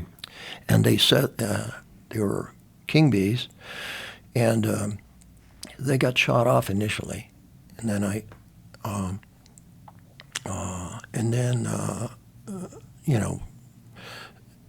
You did airstrikes, and then they came back and finally got you. Yeah. There we go. And then we went home. And you lived happily ever. And then you go to the medic. How bad was your hip wound? No, it wasn't bad. It was just shrapnel. And except it was stayed in there, he couldn't find it, and then it sort of popped loose. How many days later? How many days? I don't know how many days, but it was on the next mission. Okay, it was like this so next day you're on another mission, and the shrapnel from the last mission finally It wasn't the emerges next day. I know, but you. Okay. Yeah, but still, that's okay. That's part of the story, Tim, and that's just amazing. Okay. Well, I mean, that was, that was. So I've never felt like that in my life, man. Yeah, and so for the third mission, Charlie's still a 1-0, or have anything else has changed with your ST Moccasin at that time? I wanted to say one thing. Please. As we were running back to the helicopter, we ran by these three guys, and I had an Indiz. He was running right next to me, and he grabbed one of the SKSs from those guys, and that was the one they put up on the wall at the lounge there at the FOB4. Oh, is that right? It was the first weapon capture.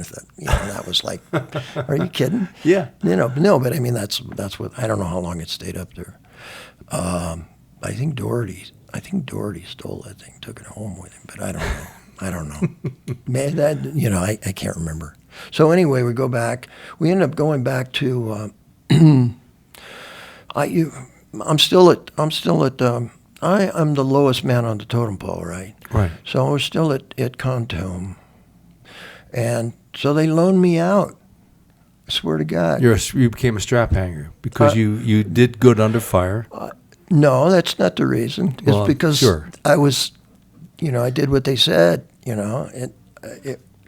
I don't know what the reason was, but it's because I was your third I mission was in then. E4. Yeah. So I ran a couple missions with this other guy, and I don't remember his name. Watkins said his name was Martin, but I can't remember his name. And that was weird because, I didn't have any experience with it. So we went out a couple of times. You had experience on the ground. You directed We TAC didn't- Air very well. So your reputation was Stop growing. it. You may not be aware of it, but No. your reputation was growing within the camp. That's for I sure. I don't think so. Well, But okay. you know what? Here's the thing. The first time I walked in, Remember, I have executive privilege here. I know this is your program, man. You're like Joe Rogan. Jeez, when are you going to go on his show? That'd be bitching. I'd love to see that. Joe can come here. I'm kind of busy right now. This Well, is he's- Jocko turf, man. Was Jocko ever on Joe's? He's been there a few times. Man, When guys. Joe first went to Spotify, one of his first guests was Jocko Willink is that right? as a sidebar. Yes, Well, sir. he's. I mean, he I forget how many million views he had, but he had like buku that right? million views. Yes. Jocko he's a presence for one thing, but he's a smart guy. He looks like He's a He warrior. doesn't look like who he is, man. He's a bright, articulate man that's has all that experience. Anyway, I wouldn't want to tangle with him in the dark alley. I would not. not without a car 15, Indeed. but he. So you go on your third mission. I'm going on third and fourth. No, With a no guy you don't know, firefights. you The can't guy I remember. don't know. He had only- two dry targets. One, relatively. one was Cambodia. We went into Cambodia. There were just the two of us. And you had And changed we rules were of on the engagement ground there for too. Then. we were on the ground for 10 minutes. Really? What happened was we you've been in Cambodia, Oh yeah. so it's different than Laos. Very different. And we got there. All my stuff, before that, not that I had that many missions before that, but it was just completely different. We get in this old, ancient forest. Does that make sense? Yes. And we didn't know it. I don't think he had the experience either. This fellow, because we both jumped out of the helicopter. Oh, I can't remember what. I think they were Hueys. You know how you could only take 6 guys on 2 Americans. Silly stuff. Only 4 indig. No white phosphorus. No white phosphorus and no TAC air. No just TAC air. gunships, right? Just gunships. Gunships. So we dropped in and we looked, fairly open. Old forest, and it was apparent that it was even older than it was like, because when we dropped out, we crashed. It just didn't look like it was that thick, but there were like branches on the ground and stuff like that. Mhm. Well, it must have been 20 feet thick. We dropped down at least a dozen feet. We're looking straight up. And it's scary because you got all these broken branches around you and you can't climb up. You can't get out. You can't get out. So they had to drop ropes to us and pull us out. No. Yeah. And then we just went back. That was that. Okay, that's a quick I don't mission. count it as a mission, but it was. If you're on the ground, I count it. Okay. Indeed. But I told you I didn't count missions. Indeed. I did count. I counted days. I did 31 days in Laos, and one little thing, and then in Cambodia, and then 3 days in North Vietnam. So I had 35 days. 35 days on the ground. Yeah. So you get back. What's the other mission? Was that one of note? Then did you get to team? Because you and Pat ran a couple, of which you've had some interesting stories. Well, Pat was on that one I just described. Right. Let me think. Well, maybe jump ahead. Can I? Because you are so many different teams. So Yeah. at one point you leave Moccasin. No, I wasn't on Moccasin. I was on Anaconda. Okay. Pat's team. I think it was Moccasin or Asp. I think it was Moccasin, his first team, but I'm not sure. Yeah. But he ran missions with his team, and then he strap hangs with us into Hotel 9. God. What the hell? Yeah. When I think back on it, I just thought, man, this is bitch, and he's coming with us, Yeah. at the time. The first time, he was good buddies with Fred Zabatowski. I don't know if you Oh, told yeah, you that. of course, yeah. But all those guys were there, man. Bob Howard was there. I didn't know who Bob Howard was, but Pat said he was like, at that time, the S4. Sure. He strapped hanged, not with Recon, but with the Hatchet Forces. Force. And that's when he had some of his nominations for Medal of Honor. Absolutely. Was three of them. He said, we need help. So Bob comes out of S4, puts his gear on, jumps on the chopper, and goes out. And this is all in 68. Right. He was nominated 3 times. The third time was the one that they paid attention to and approved it. And when you have somebody like that stand out from these guys that were there, I mean, these guys, there's Snake Adams, there were, Jerry Shriver, I did have an encounter with him one time. And I got to tell you, have I told you about this? No. I didn't know who he was. I mean, he'd have told me he was, I didn't know. But it was when Pat and I, honest to God, it was when Pat and I went over to have beers with Zabatowski. I didn't know who Zabatowski was. He was just a friend of Pat's. Sure. But it was right after that incident where they put him in for the Medal of Honor. Yeah, where he rescued people from a burning helicopter.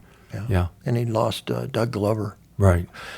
He told us about that whole thing, as we said. He told us about the whole thing. Really? Sat there and had beers. And we didn't know he was put in for Medal of Honor. Yeah. He might have, but he was like, great guy.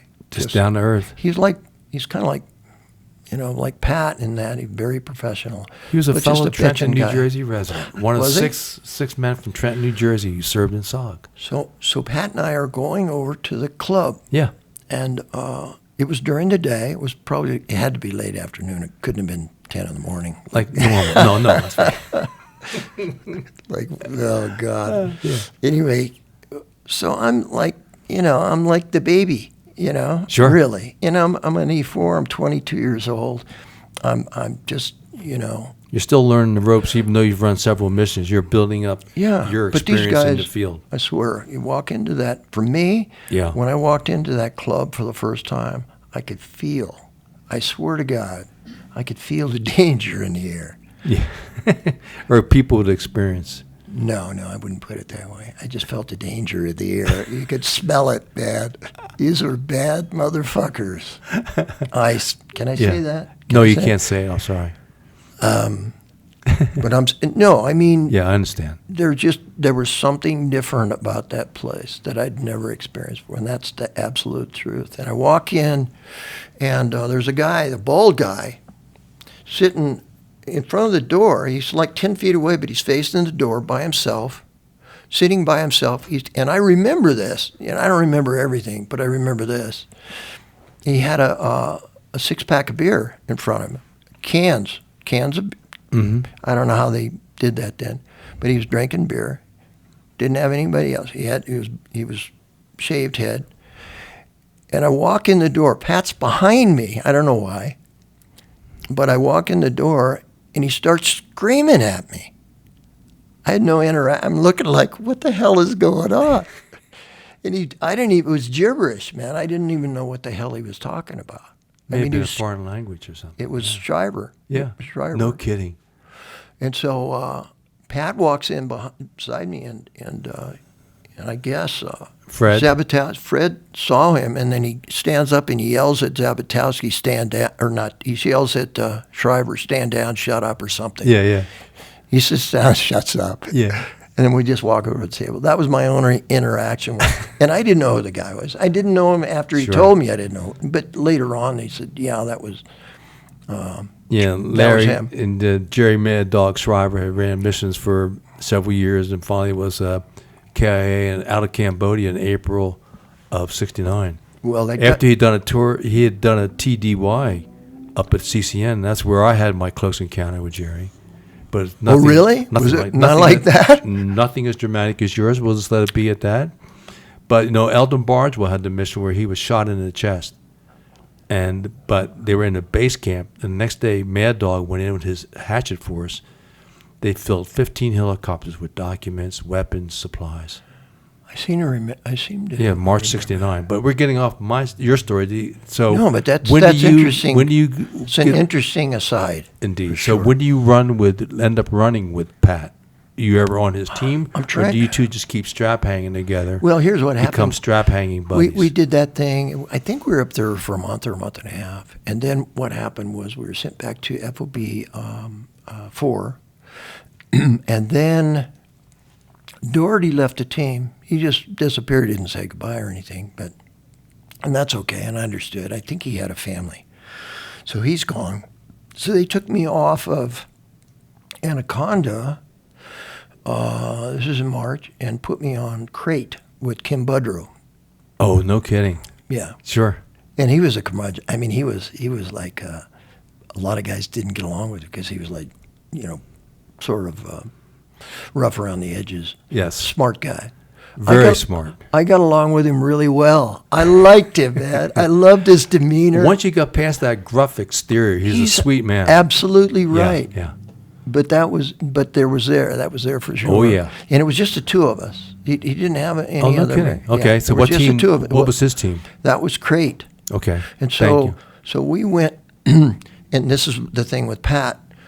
We were sent up again. 2 teams were sent up to Cam Duc to run missions out of Cam Duc, which was a launch site. Sure. And so our team, Pat's team, and then Budrow and myself. And by now we're talking end of March, early April '68, before Cam Duc got overrun in early '69. Yeah. I mean early '68, May '68. There were signs when I first flew over. Honestly, I didn't know anything. I didn't know, I don't know military, blah blah blah. All these big guys know a lot more. You're just a low-life E4 spec. I was a low, but we're flying in. The first time I flew into Cam Duc by helicopter, and I see Cam Duc, and it's surrounded by mountains. Yeah, and you're going like WTF? And the bottom is like, it's a bowl. And I'm thinking to myself, if they put some artillery up on that, these guys wouldn't have a chance. Yeah. It's on brain surgery, I don't think. But who had? The French had a fort there or installation there before. The French. They had a bad habit of putting bases in valleys. In bad areas. Dien Bien Phu, 54. Exactly, yeah. 54, Dien Bien Phu. But anyway, that was, so I'm thinking, You're going WTF times two. And they have more, I don't know, you were were you ever at Cam Duc? Never got there because by the time I landed, right. That's right. You were at FOB1 already? Yeah. Well, there were a lot of leeches out there, I got to tell you. So we always remember where the leeches were. And so anyway, at that time, Pat's team and my team, with Budrow, we were sent out there to run a mission. We got there, and the weather was so bad, we had to wait like 3 weeks. Yeah, and that time that's when you had the gunships that got socked in with you. That was the beginning of the judge and the executioner with the 176 muskets, because they got weathered in up there. That's when Pat and you guys got close to them. Yeah. No. It was at I got close to them at Mylock. Okay. Mylock, but that was. But they were there. Your story is you're there. So when do you get the mission going? Okay, so anyway, you can't because it's such bad weather. It was bad weather. We were going in. We were going to go in by ourselves. We were going to go into this area that there was a lot of slash and burn agriculture. Right? Yeah. And so we were planning on going in, having probably to move at night. And just for our viewers again, the slash and burn was the way the primitive Laotians would come in and slash an area. They would then farm it, and then when the soil got useless, had all the nutrients gone, away. They would burn it and go. Well, they would burn it and be able.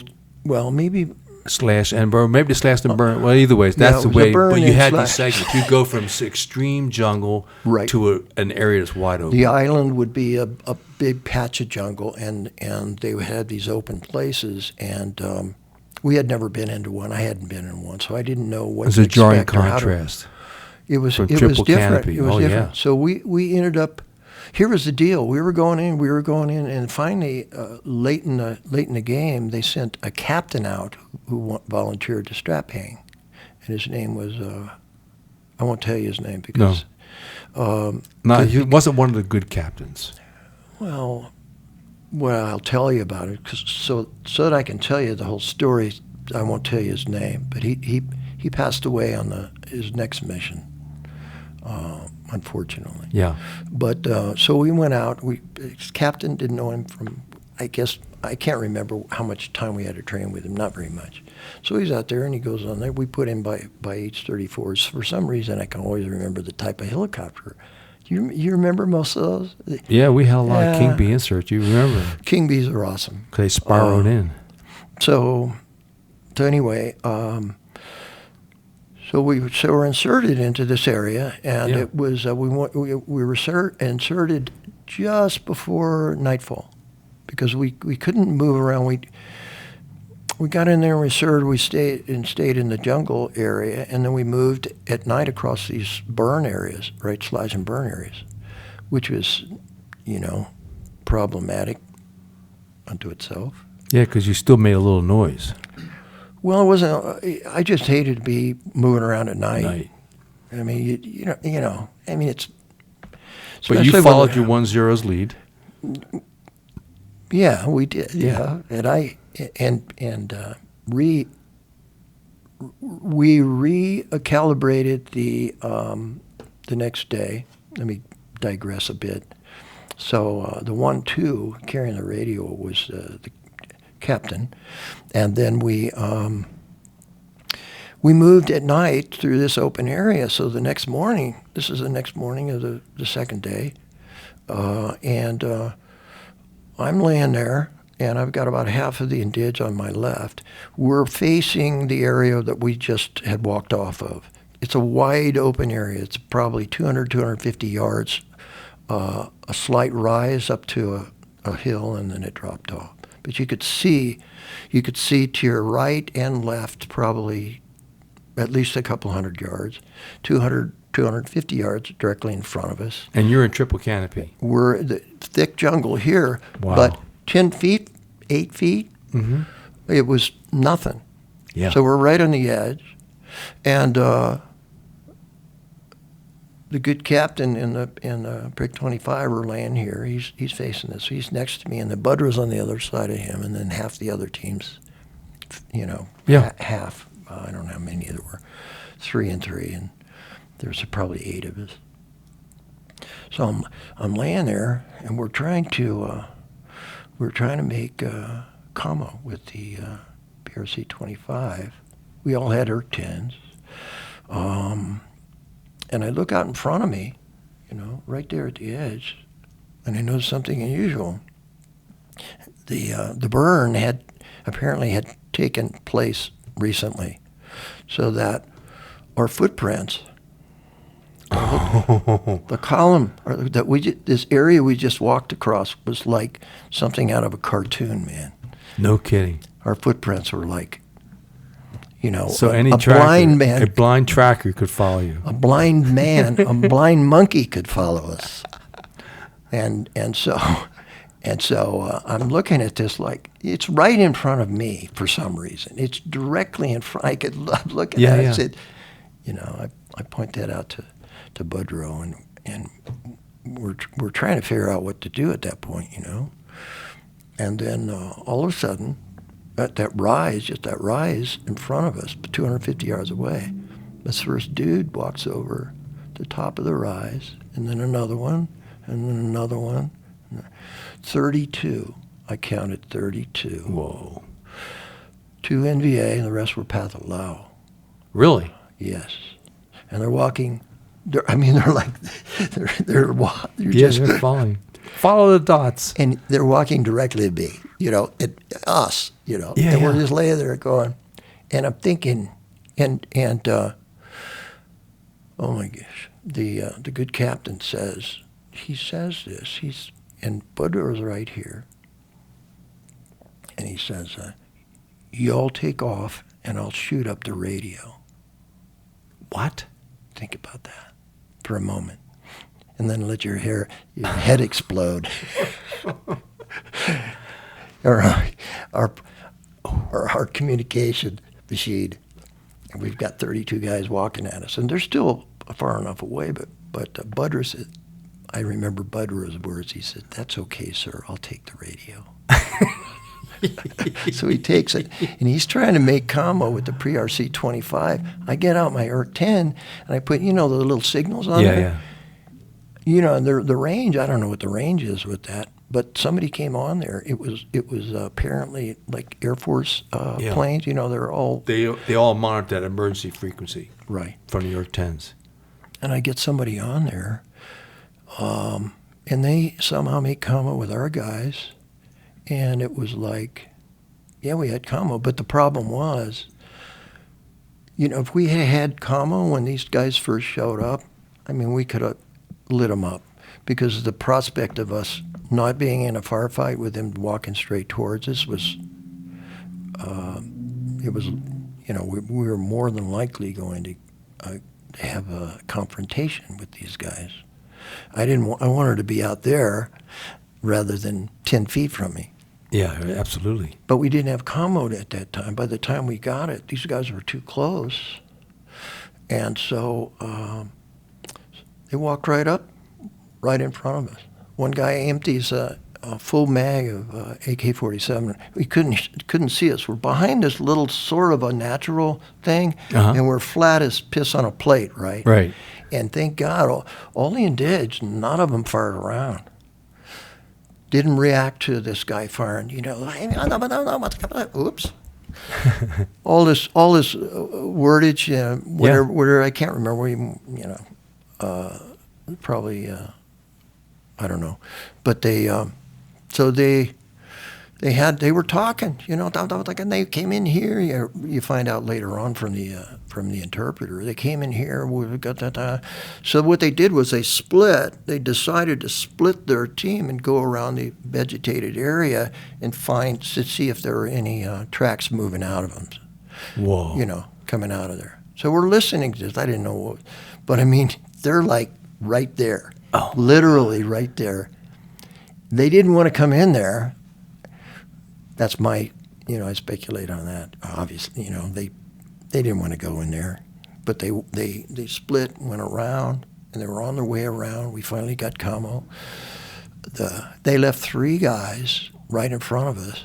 Didn't have weapons. All they had were bags of hand grenades, anti-personnel mines, and they were putting those in right in front of us. Really? Yeah. 3 of them. Kidding. 3 of them. In fact, when the helicopter, the King Bee got there, and it lands here, these guys just dropped down. We ran right by them, going to the helicopter. Yeah. So that was that deal. We got out, and it wasn't. Yeah. So we really didn't get into a firefight, but it was. And we also, supposedly, the fast movers found them in a ditch somewhere and unloaded on them. So there was that. I didn't plan on going into that one because that was... But different. It's a little different. Yeah. So So when do you get on Pat's team?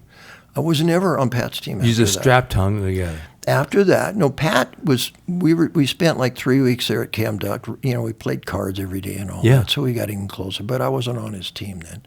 And then we were sent back, back to FOB4. And this was. First, around June is when... No, it was April. He goes up to Khe Sanh. Well, we did. Yeah. What happened there and was... And Boudreaux went with you then? No. Boudreaux was taken off the team, and he was made Covey.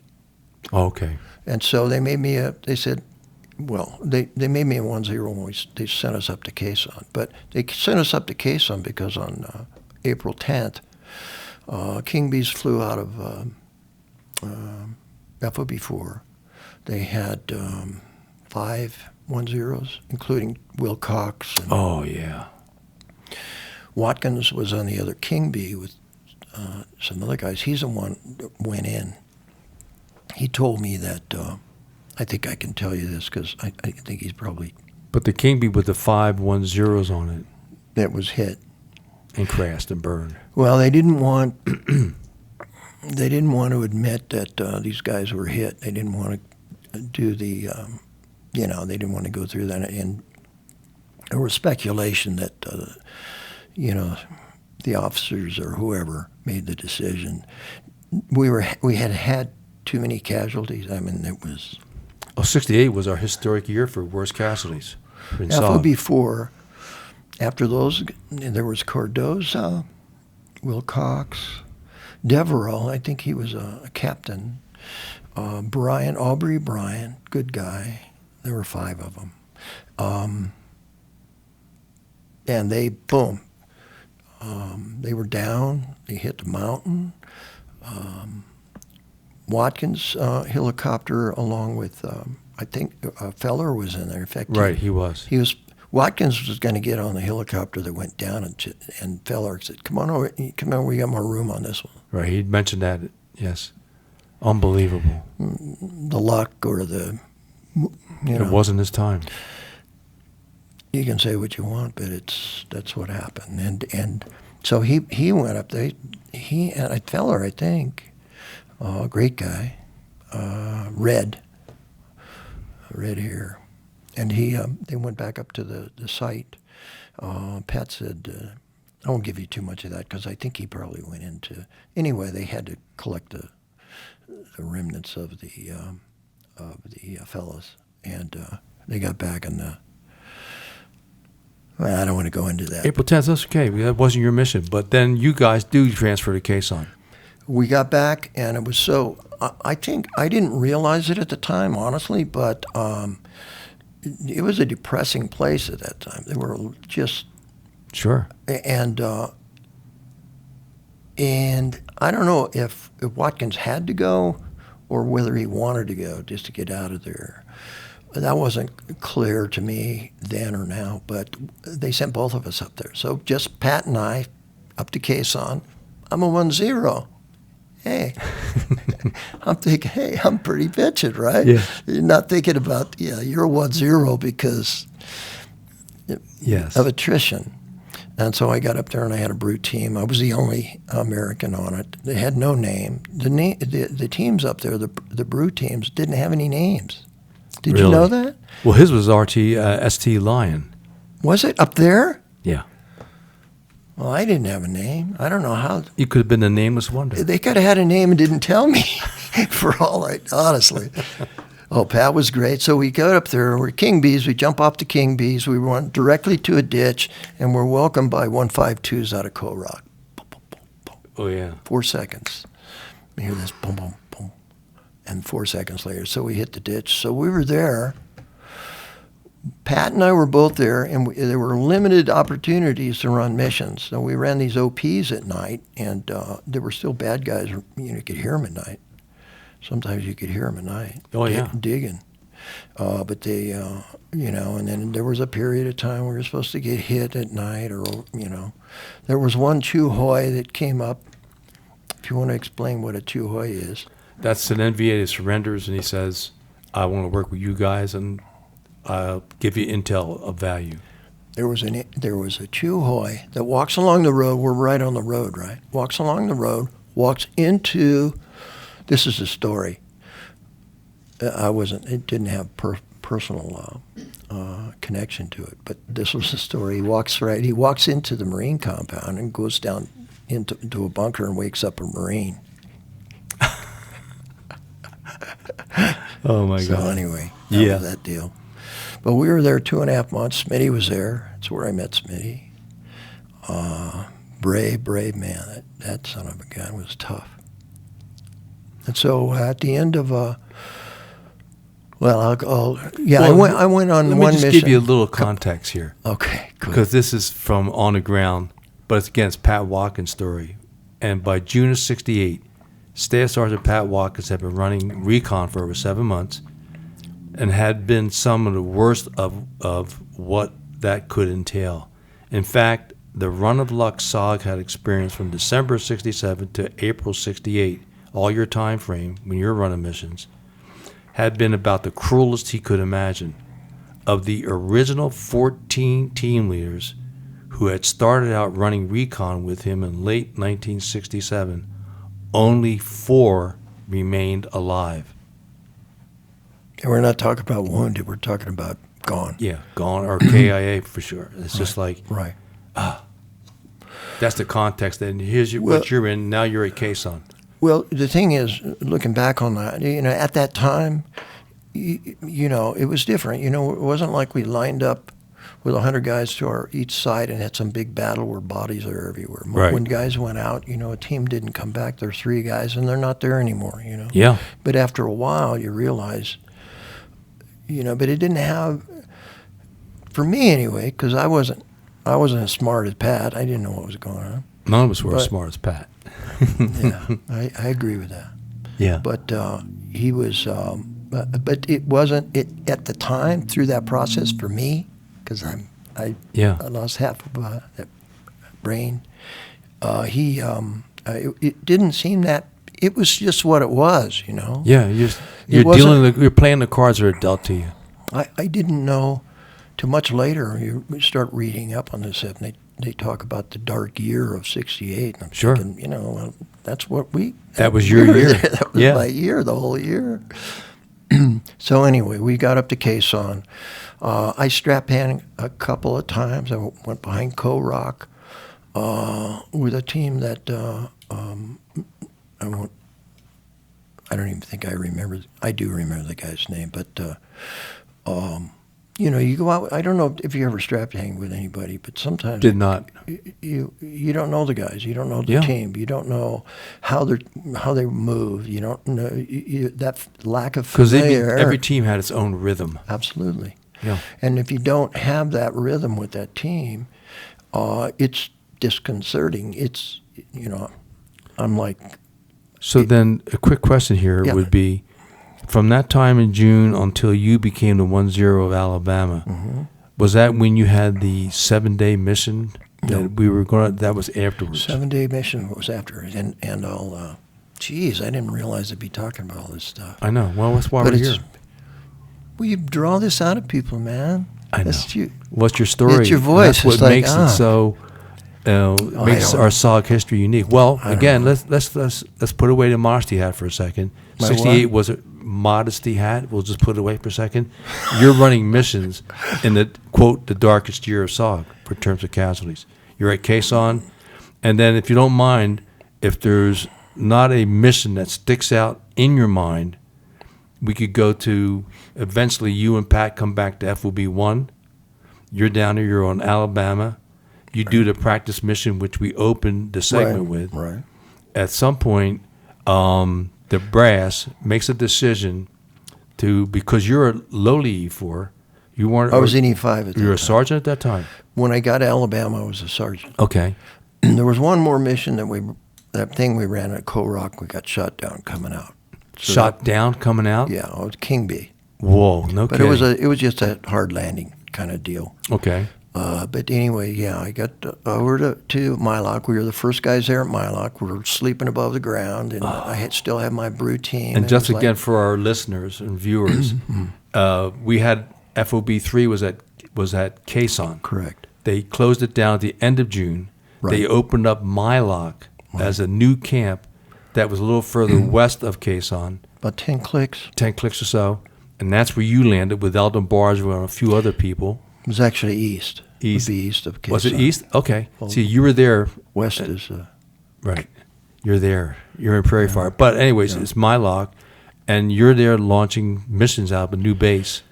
We didn't run any missions during... I was there for like 3 or 4 weeks. It was more... There were no missions run except for locals, to kind of make sure if there were any... Because we didn't know. We didn't know what the territory was, so we had a lot of locals. And your defensive perimeters at Mylock were thin. We had no... Non-existent. Initially, we had no... The guys are, filling sandbags, man, and digging trenches until the engineers got there and they started building some of that stuff. Yeah. But see, we're sleeping above ground, man. And my little brewer, they come up and want me to tell them about America.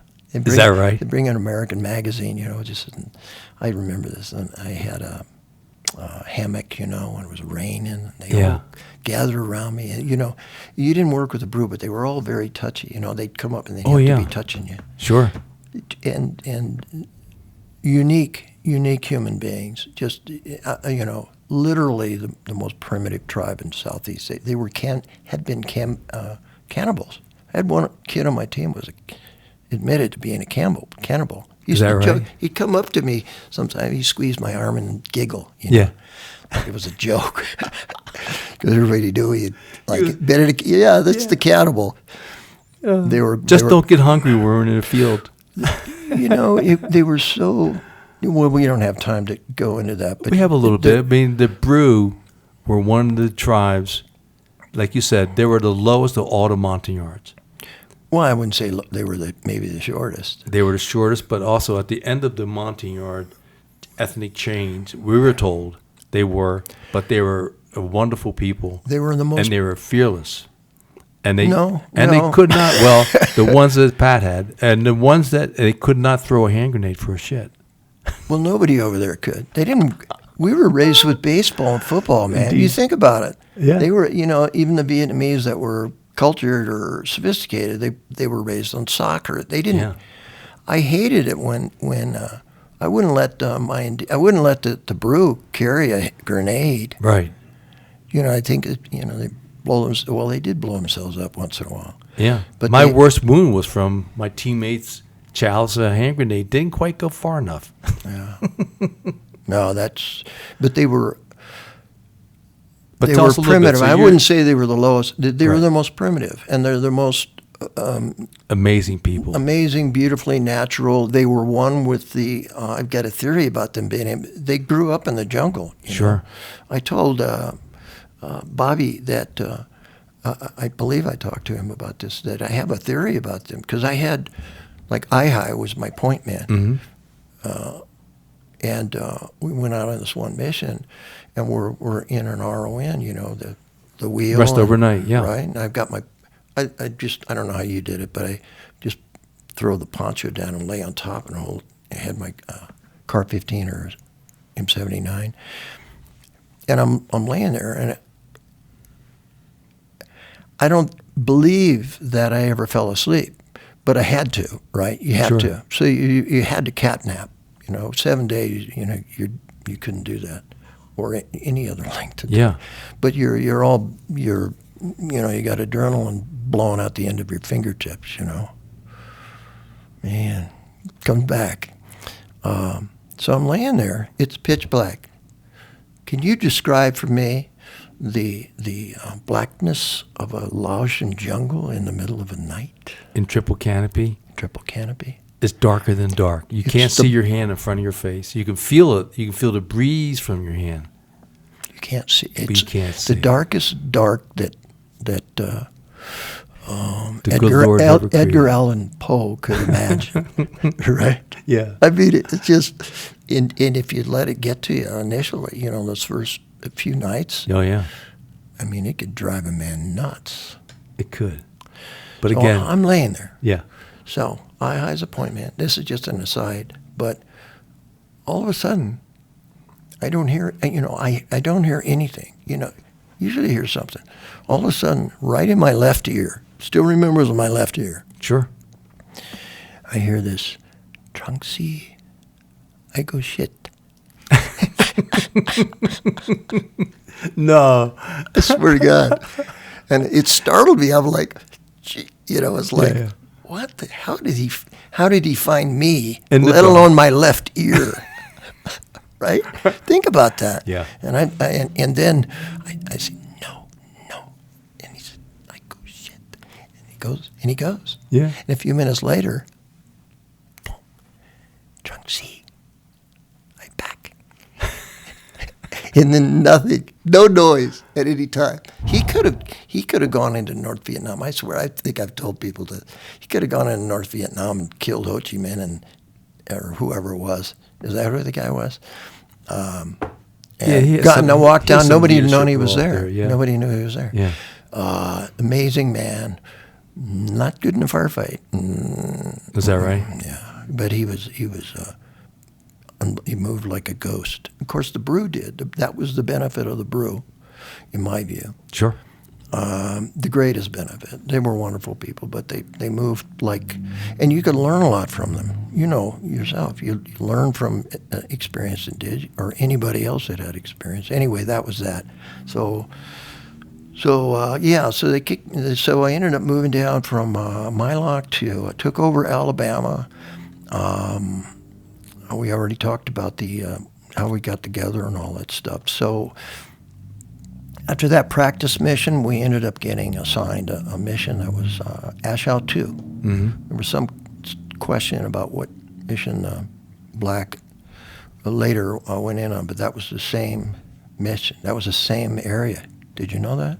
Where they went in and they were on the ground for 9 hours? Right. We were assigned that mission. It was without Stride. Stride didn't come into play there. And we were inserted. I picked out 3 LZs, first, second, third. They were with King Bees. Primary LZ was the nicest. It was a nice big LZ. Turned out to be the same one they went out on. Really? Yep. Wow.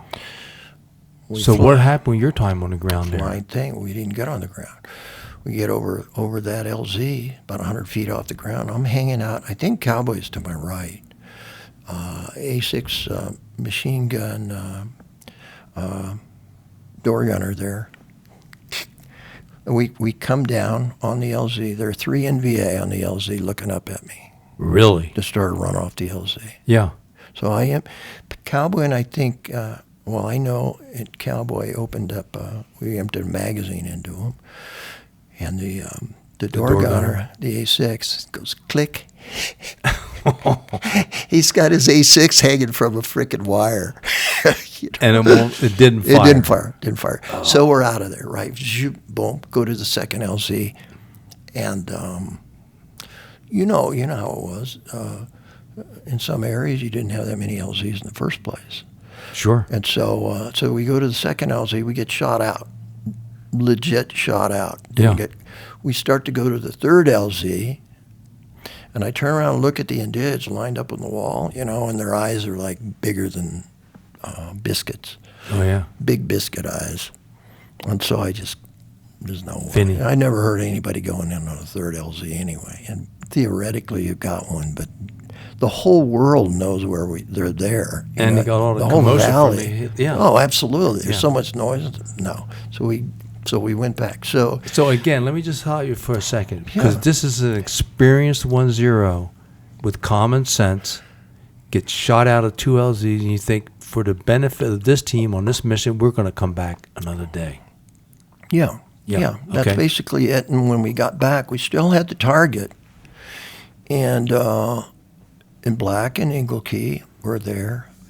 Up until that time, I saw no problem with Engelke. I didn't see, on that other earlier firefight, I didn't see anything out of the ordinary. Sure. So, let's just say this. At some point, you get the bad news that they're going to put Stride in as the 1-0. No, you just get bounced? Let me, very briefly, here's what happened. We still had that target. We were still supposed to go in there. We were trying to figure out how to get in there. Sure. Whether we'd have to walk in or whether you have to go in by strings or somehow. Right. Because there were limited LZs. That first LZ was no way. Yeah, because by that time there had been a couple of teams that had repelled into targets. Yeah, there had, and we were just, we're brainstorming. Sure. Like we always, I mean, those guys are amazing. The guys that we work, it's all of this. You go back to your hooches with a couple of drinks and you sit around and you say, what's going on here? Or at the Green Beret Lounge. Sure. We have McGovern, Spider Parks, Pat Watkins. We had all that experience. And Boudreaux. Boudreaux wasn't it, he wasn't it. I remember him come. Well, anyways, these are experienced guys we turn to. Yeah. So go ahead with your story. I'm sorry. So anyway, we get back. We still have the target. We're trying to get in. And then Jax calls me into his office and said, well, Sergeant Stride is going to be, you're going to be retiring. And I never asked it off a team, but it was almost a year, and I didn't complain. Sure. And I mean, you've been running Recon for 9 months. I had been, I just did what they told me to do, and honestly, I've never been so focused on anything in my life as when I during that period of time, learning as much as I could from whoever I could learn. We were like young sponges learning from the guys with absolutely experience. right. Well, at some point, if I don't do this, I have to, I gotta know what's going on as much as I can. You can't you really can't disturb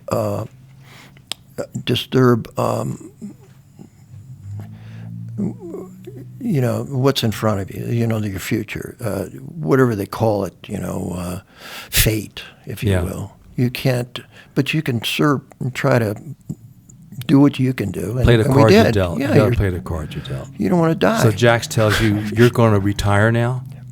Well, no, he didn't tell me that. That was sort of known, and I knew, it was going to get off a team. I can't recall exactly how that transpired, and that was good. They sent me on a couple of R&Rs, and are you okay?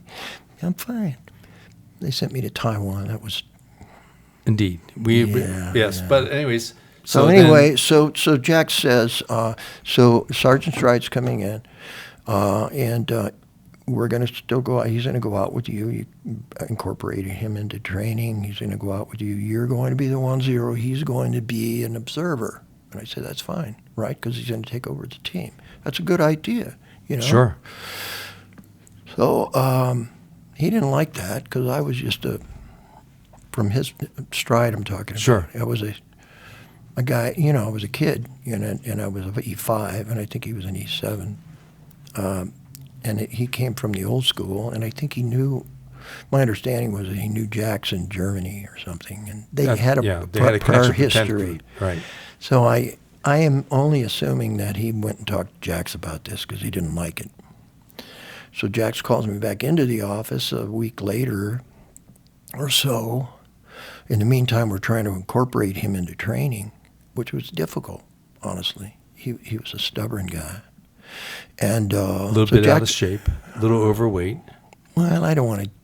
That's okay. I don't want to bag on the guy. No. But he's it was what it was. So Jax calls me in and says, "Okay, this is just going to be a slight change here. You're going to be the he's going to be the 1-0, Sergeant Stride. You're going to be the advisor. I'm going to be the advisor." Whoa. And that's when my back sort of stiffened up. It was just the two of us. Yeah. Stride wasn't there. And, I didn't cause a lot of trouble, but, we had gone through that. We had trained the team. I knew the guys. They knew me. They apparently trusted me and all that kind of thing. And you just don't do that to a team, for one thing. And there's no way in hell I was going to go in with somebody I didn't know, who had no experience, who was supposed to be the 1-0 at that point in time. I had a lot of experience. Yeah. Nobody was going to do that. So I said, "No, thank you, sir. I won't do that." And then he didn't yell at me. He said, "Well, that's the way it's going to be." I said, "I'm not going." And I told him honestly, I told him, if you send that team in that way with him as the 1-0, you're going to get in that area. You're going to get somebody killed. I told him that. And then I walked out the door, and about 15 minutes later, Sergeant Major Harris comes over. I'm laying on my bunk. He says, "I don't know what you did, but you're out of here." That's his exact words. Whoa, yeah. No kidding. That's when you went to Mylock. I was kicked out of Fubai. And before I left, it was a while before the helicopter came, but Black and Engelke came in to me, and they're going, "What's going on?" And I explained it to them, and I said, do what you want, one way or the other. It's up to you. And so they both said they weren't going to go out, but you know how it turned out. Yeah. So that was it. So I was booted up there, got off the helicopter, Clyde Sincere's standing right there waiting for me. He had obviously heard about everything. Well, he had served with Stride, 10th Group also. Oh, did he? Oh, yeah. I didn't know that. I didn't know. But anyway, he was a good man, and I'd gotten along with him, and I walked over there, and he actually walked me off and welcomed me, really. And then sometime, whether it was that occasion or the next day or something, he said, we got some missions to run. Would you? Clyde had a way. He was a unique guy. He didn't order, he ordered you, but it didn't sound like an order, Well, he was a good officer, really cared about his men. You could tell. He had been through, he was an NCO. He came up through the ranks. Yeah. And he was, and he genuinely liked his guys. But he also, in some way, your heart goes out to him because he had to make these decisions. So let me just dot a couple of T's and cross a couple of I's. One second. One more, Just one thing. He had a way of making an order sound like a request. Sure. That was, and he was good as a leader. At that time, he's one of our officers that we all turn to. Absolutely. Yeah. The things I wanted to cover was that after that event, if you on October 5th, Alabama went in. They lost 3. It was a day-long battle, which now anybody has further interest in it, they could turn to SOGcast number 27 and 28 for interviews with Lynn Black. Wow. Talk about that time on the ground with those missions. And also, of course, with the aforementioned Jocko podcast number 258, interview with Cowboy, who talked about that day also. So I wanted to dot those T's. And then Lynn went on to continue his service, and Cowboy just went on for 2 more years before he was wounded. It was like 5.5 years. Indeed, total. Recon. So then let's get to your famous 7-day mission. Okay. So you're at Mylock. Is this at Mylock? This is at Mylock. And Clyde requested, he said, would you mind running? He said, would you mind running a few more missions? So I don't know who he had up there or what, but they had him. I think they wanted him to send some guys, to put teams, at least a couple teams together up there and to launch out of Mylock, independent or semi-independent of. Because at least the ST Michigan was up there at that time with Eldon. Was it? Yep. Then when they closed Mylock, then he came down. But oh man! So you landed there, but your story is, let's get to your 7-day mission. Okay. So he said that, and he says, "I'll let you. You can pick your own team." Really? He said, "No shit. I can pick my own team." He says, "You can pick whoever you want, man." And that was like the carrot, Sure. I would have done it anyway. But, yeah. But it's kind of cool So I ended up. First guy I picked was Smitty. And, John Smith. Yeah, great guy, brave. The bravery that he displayed at Mylock. When he went in to get Gary Mattson his body, and then Jeff Junkins. Sure, you probably covered all of that at some point. At another time, but one of the key points was they were installing in their camp security, putting in bouncing Bettys. It triggered the bouncing Betty, killing Mattson instantly. The impact picked up Jeff, landed him on top of one. They were in the minefields, and Smitty was part of getting them both out, the body and Jeff. Smitty told me this years later. Mm-hmm. I just can't imagine. He came down there in a Jeep to pick him up to go take him back for chow at lunchtime. He's driving the Jeep up. Just as he stops the Jeep, Mattson raises up and they wave at each other. No. Yeah. I didn't know that. And apparently Junkins was behind him. That's what took. And Junkins was later on my team, one of my teams. Sure. And that wow. That's So I was there. Just give you a little footnote to that one to give you the horror of that moment. Mattson's killed instantly. Junkins is there, but they get him off, and without igniting or triggering the bouncing Betty, we're playing poker 3 or 4 nights later at Fuba. He came down to be treated. At one point, he stopped. He was complaining. That was in Fubai, right? At Greenbury Lounge. Yeah, and he pulled something from his head, and we're all like, on WTF? He says, I'm still pulling out Gary. Oh, Jesus. Bone chips from Gary from his skull. So, anyways, go to your 7-day mission. So you picked Smitty. So I picked Smitty, and then I was picking the Indige. They weren't guys from that team I had before. Most of that team had no experience, and some were young. I had to get rid of some. put him on a hatchet force so he would save face, but he was like 5 years older. I mean, it seemed like he was just this little guy, you know. Yeah. And I took him out an OP one night out of Khe Sanh, and I had him sitting right next to me, and I could hear him all night long, and it was pitiful. So I put him, instead of getting rid of him out the door, they took him. But he was, I don't know how old he was. Nobody knew that. So your team was? My team was, I was my point man. I don't remember the names of the rest of the guys. We got that together. And then young Lieutenant Mike Armstrong. Sure. Who turns out to be, he doesn't look like it, but he's like 6'2", maybe 6. You know who he is. I just know him by name now. Okay. That's all. He never went out before, but he was really anxious to. And he said, he was very, very... said, you will never have any trouble with me. I just want to learn. He's appropriate in his attitude. Absolutely. Yeah. And, sure. That was, you had to have that. You're not going to have. So you get a mission, and the mission is? Okay, so no. So he's got size 15 shoe. No, I'm serious. This is absolutely true. Those are bigger than John Walton's 14s. He's 6'2" or 3", but his feet look like, all he needed was a red nose, and he could join the circus with his I swear to God, he's like this. Yeah. But he's a great guy. Yeah. Smart guy. As Smitty would say, he was the best guy I ever saw with a map, with land navigation, which always helps, man. So we started training, and we picked a team, and the mission was, Clyde comes to me and says, there's an area that's really deep in Laos, and it hadn't been run for a long time. And the last 2 teams that went in didn't get off the LZ. One got shot out, the team, right. And then the latest one got on the LZ, and they had to get pulled. Wow. So, but he said, but we haven't had any intel from this whole area for quite some time. I can't remember how many months. Sure.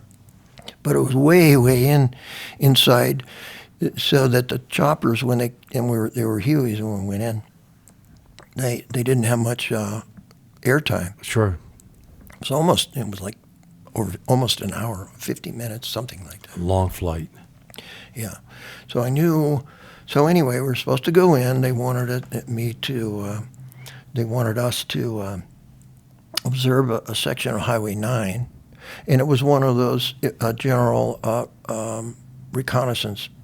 We had point reconnaissance. An area recon. Area recon. Sure. Well, it was one section, so however you want to term that. But there's one section off this pretty good-sized mountain looking down on Highway 9. So that was the mission. So we trained for it, not very long. But this was still before the October 5th mission. I'd gotten there and trained, and we did that. We went out on September 26th, 7-day mission. And Clyde, I know he did this, because this little lieutenant, he told everybody, whoever, these little lieutenants that we had running around there, said, don't tell, afterwards, after the October 5th mission, he didn't want me to know about it. Right. He just didn't, I wasn't going to do anything, but it would have saddened me, and it did. But so I think it was right, September 26th, something around that. So we get inserted with Hueys. We have gunships. I picked out, we did a VR, I believe, and we picked out, it was a good LZ, go into the LZ, choppers take off. I noticed right away, and we set up a small perimeter, and then, sit there and listen for a little bit, find out what's going on. Signal shots, boom, boom, 4 signal shots. Within 3 or 4 minutes, signal shots. We're still on the LZ. I see there's a trail, a well-worn trail moving off, into the direction. We were supposed to go over here. The trail went that way, but and with the signal shots, I had to make a decision really fast whether to call the because they were on their way back already. Sure. They didn't hang around very long. There was a few minutes there where I could have called them back, but the then there were signal shots, and then it was just, I can't remember exactly whether it was too late or whether it was, well, it was too late. Sure. That was a decision I made, and I thought, well, You rolled the dice. you know what? I took a chance. Yeah. And it was, it could have been disastrous because I decided to run down that trail. We don't run trails. We don't walk trails, right? Right. We ran down that trail, and I wouldn't take point. So I'm here running down this frickin' trail. The guys are after me. I didn't hear one bitch the whole time.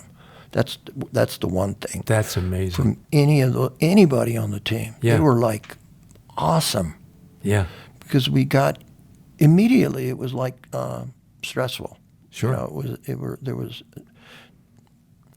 and so we ran. I ran, expecting to see somebody around the next turn, and then eventually it must have been 20 minutes. I mean, we were running to get outside that, what I conceived as like a box, a circle or a box, or to get outside of it. Sure. We did. Whoa. It's the only time I got rid of trackers. I mean, it was amazing. And there had been some rain, and we had some rain. We each carried 4 quarts of water, bladder canteen, and 2, which became an issue later on. Sure. So we ran off that thing, and then I got into the thickest shit I could find, and we crawled for a couple of hours. Just crawled through the thick stuff and stopped and just set up your RON for the night. We didn't move, man. Yeah. It was like, and we were in the mud, it was bad. It was bad. Ugly bad. But safe. But I mean, I could, it was very fortunate. Yeah, but the change in tactics was obviously had a positive impact. Well, I didn't even talk it over with the guys because there wasn't time. So these guys are running after me and going, what the hell is going on? I swear to God. The Smitty's right there, man. So anyway, we did that. The next morning, we started to move towards our destination. We did all this, Yeah. It took 8 times as much time to get to where we were going. Sure. And then we finally got to this, it was the 3rd day, I believe, or the end of the 2nd day or the beginning of the 3rd day. And we had some rain, which was fortunate because that covered up, our back trail. And then the rain stopped. And it was you know how it could be. And there was no rain. And we got up to where we found this big flat boulder that was stuck into the side of the mountain. And we just crawled out on it, and there it was, man. And it was open. It was like a big, huge picture opening. Yeah. The whole view was the valley and Highway 9 right in front of us. Wow. And it's flat. Yeah. And it's and so on the side of the hill I moved down to it. I won't go into that, but so we set up. We were just lying like this. I had a couple guys looking towards our back, but that wouldn't. If we had gotten caught there, we had nowhere to go. But, sure. But we had done pretty well getting there, so we didn't have any problems. Set up an OP then, more or less? Yes, and absolutely. And it was that for 2 nights. We got what we needed by the end of the 3rd or 4th night. I can't remember exactly. So there's movement on the trail on the Highway 9, which you duly reported? Or? No, here's the deal there. There wasn't anything during the day. Oh. Right? Natural. And then you hear, the sun goes down and you hear this, all these frickin' track vehicles and trucks. And so what I did was, it was, I can't remember whose idea it was. It might have been Smitty's. But, okay, they take out our compass, it's got some, at night it's got whatever it's got on there. You can see the line at night. So we shot an azimuth where these things start up. It took 2 nights, but we shot an azimuth where they were starting these motors. And we couldn't see anything during the day, but once we knew exactly where they were, you could pick them out. You could see where the truck parks were. We spotted we found 3 truck parks. 3 truck parks. Wow. And at night, they're just boom. And so we had all we needed. I think it was the third or fourth day. I can't remember exactly. But by that time, on the third day, there was no more rain. And I didn't want to go back, Sure. To where there was water, because that's where bad guys are. So I thought, well, we'll wait it out and see, So we were without water for like 2.5 days after we ran out of water. And you're taking reports of night activity on the road. Yeah. Oh, yeah. Sure. And then... any chance of getting some TAC air on any of that? Smitty came out later and said, no, I didn't call, no. What happened was at the end of the thing, went down to Saigon and they set up an arc light and boom, You know how it took like a month to set up an arc light? Supposedly they arc lighted the place like 2 days after we got out of there. Really? Yeah. But I don't know. Sure. But, so we're sitting there. A few things happened there. It's kind of interesting, funny. We ran out of food. I told the guys, we're going to get in a firefight. Before we got on, I said, don't pack as much food and load up on ammo, Sure. Which made sense to me. Well, we get in there, and we're there for 7 days. And I took up 1 bag of Indige rice. No. And a handful of those, remember those Indige toffee pieces of candy? Sure. I had a handful of those. And I had about a half a dozen rolls of Lifesavers. Oh, my goodness. Multi-flavored Lifesavers. Indeed. And so by the 4th day, I'm sitting there at the end of the line there, and I open up the pack of Lifesavers, and I take one and I pass it down. I think Smitty liked the green ones or something. all the way down the Indige. I can't remember where in the pack, but it seemed like it was enough, 1 pack. Yeah. We did that. I think the Indige had more food. The Indige were, especially the brew, they were sneaky with the food stuff. But I never asked them for any food. But we didn't have that, So we were out without food for I was the dumbest. I think I took the least. Yeah. And I ate half of the bag. Probably out of food in that 2 days. So we're there in the 4th day, and let's see. So it was the 3rd day we didn't have. We're on one of the 4th day. Because there's no more rain. There's no more rain. Well, it started raining again on the afternoon of the 5th day, I think, somewhere, or the morning of the 6th. I can't remember exactly, but we had been without water long enough to really feel it. Sure. And when it started raining, it was a deluge, and so everybody filled up their canteens. And I can remember one of the Indige just sitting there dry as a bone. We're up at elevation. You know how cold it could get. Sure. And we were wet. We were soaked. And we threw our ponchos, and we're sitting on this flat rock. And we wake up like the sixth morning of the 6th day, and we're all shaking like we've been shaking. Yeah, we're shaking all night long, And I'm trying to get Camo. I got Camo. Watkins came out, and he said, "Roadster, this is Mandolin, over." You can believe that, man. Oh yeah. Of course, my code name was Roadster. He was one of the few guys that knew that, and Mandolin was. Sure. Everybody knew Mandolin, but that was so reassuring. Anyway, but it was we couldn't get helicopters into us. It was from the 4th day to ultimately they got in, because I think you did a thing with Roger Longshore. Sure. Did a great job. That was excellent. He's a very articulate guy. Oh yeah. Great guy. They were going to have a we'll see him at SOAR next month. Yep, looking forward to it. So they come and get. Was there? You finally get extracted on day 7 under fire. Was there any contact? Okay, here's the thing. Yeah. So we got all our stuff, and we're moving out. We're moving away. We know we can't get extracted where we were. We had to move back over the hill and down another hill, and then up this other hill. Pat, on that day, on the 6th day, when he was flying over, he found an LZ.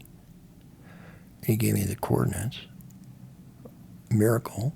I mean, that night, okay, so we're moving on the 6th day. We're moving towards that area. That's when I came out into a semi-clearing. I got hit with that giant Asian hornet. Ooh. And I went down, man, and it was like instantaneous. I didn't know what it was. I thought it was just this big bumblebee, you know. You thought a sniper guy. As big as a bird. Really? Hit me right in the forehead. And, you know, it was painful. And so we're doing that. And I took 2 Darvon.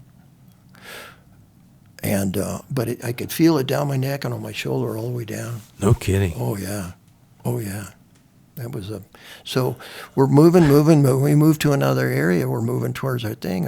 We found this little, off we could see this, off to my right, we could see this, little cave, what seemed to be a little cave. So we moved forward, and then we came back. So we followed, you know, watched our back trails, crawled back to the cave, and did all that stuff just before blackness set in. Indian Didge moved into the cave. I didn't actually go in and see it. Mm-hmm. But the next morning, they saw nests in there. Really? Yeah.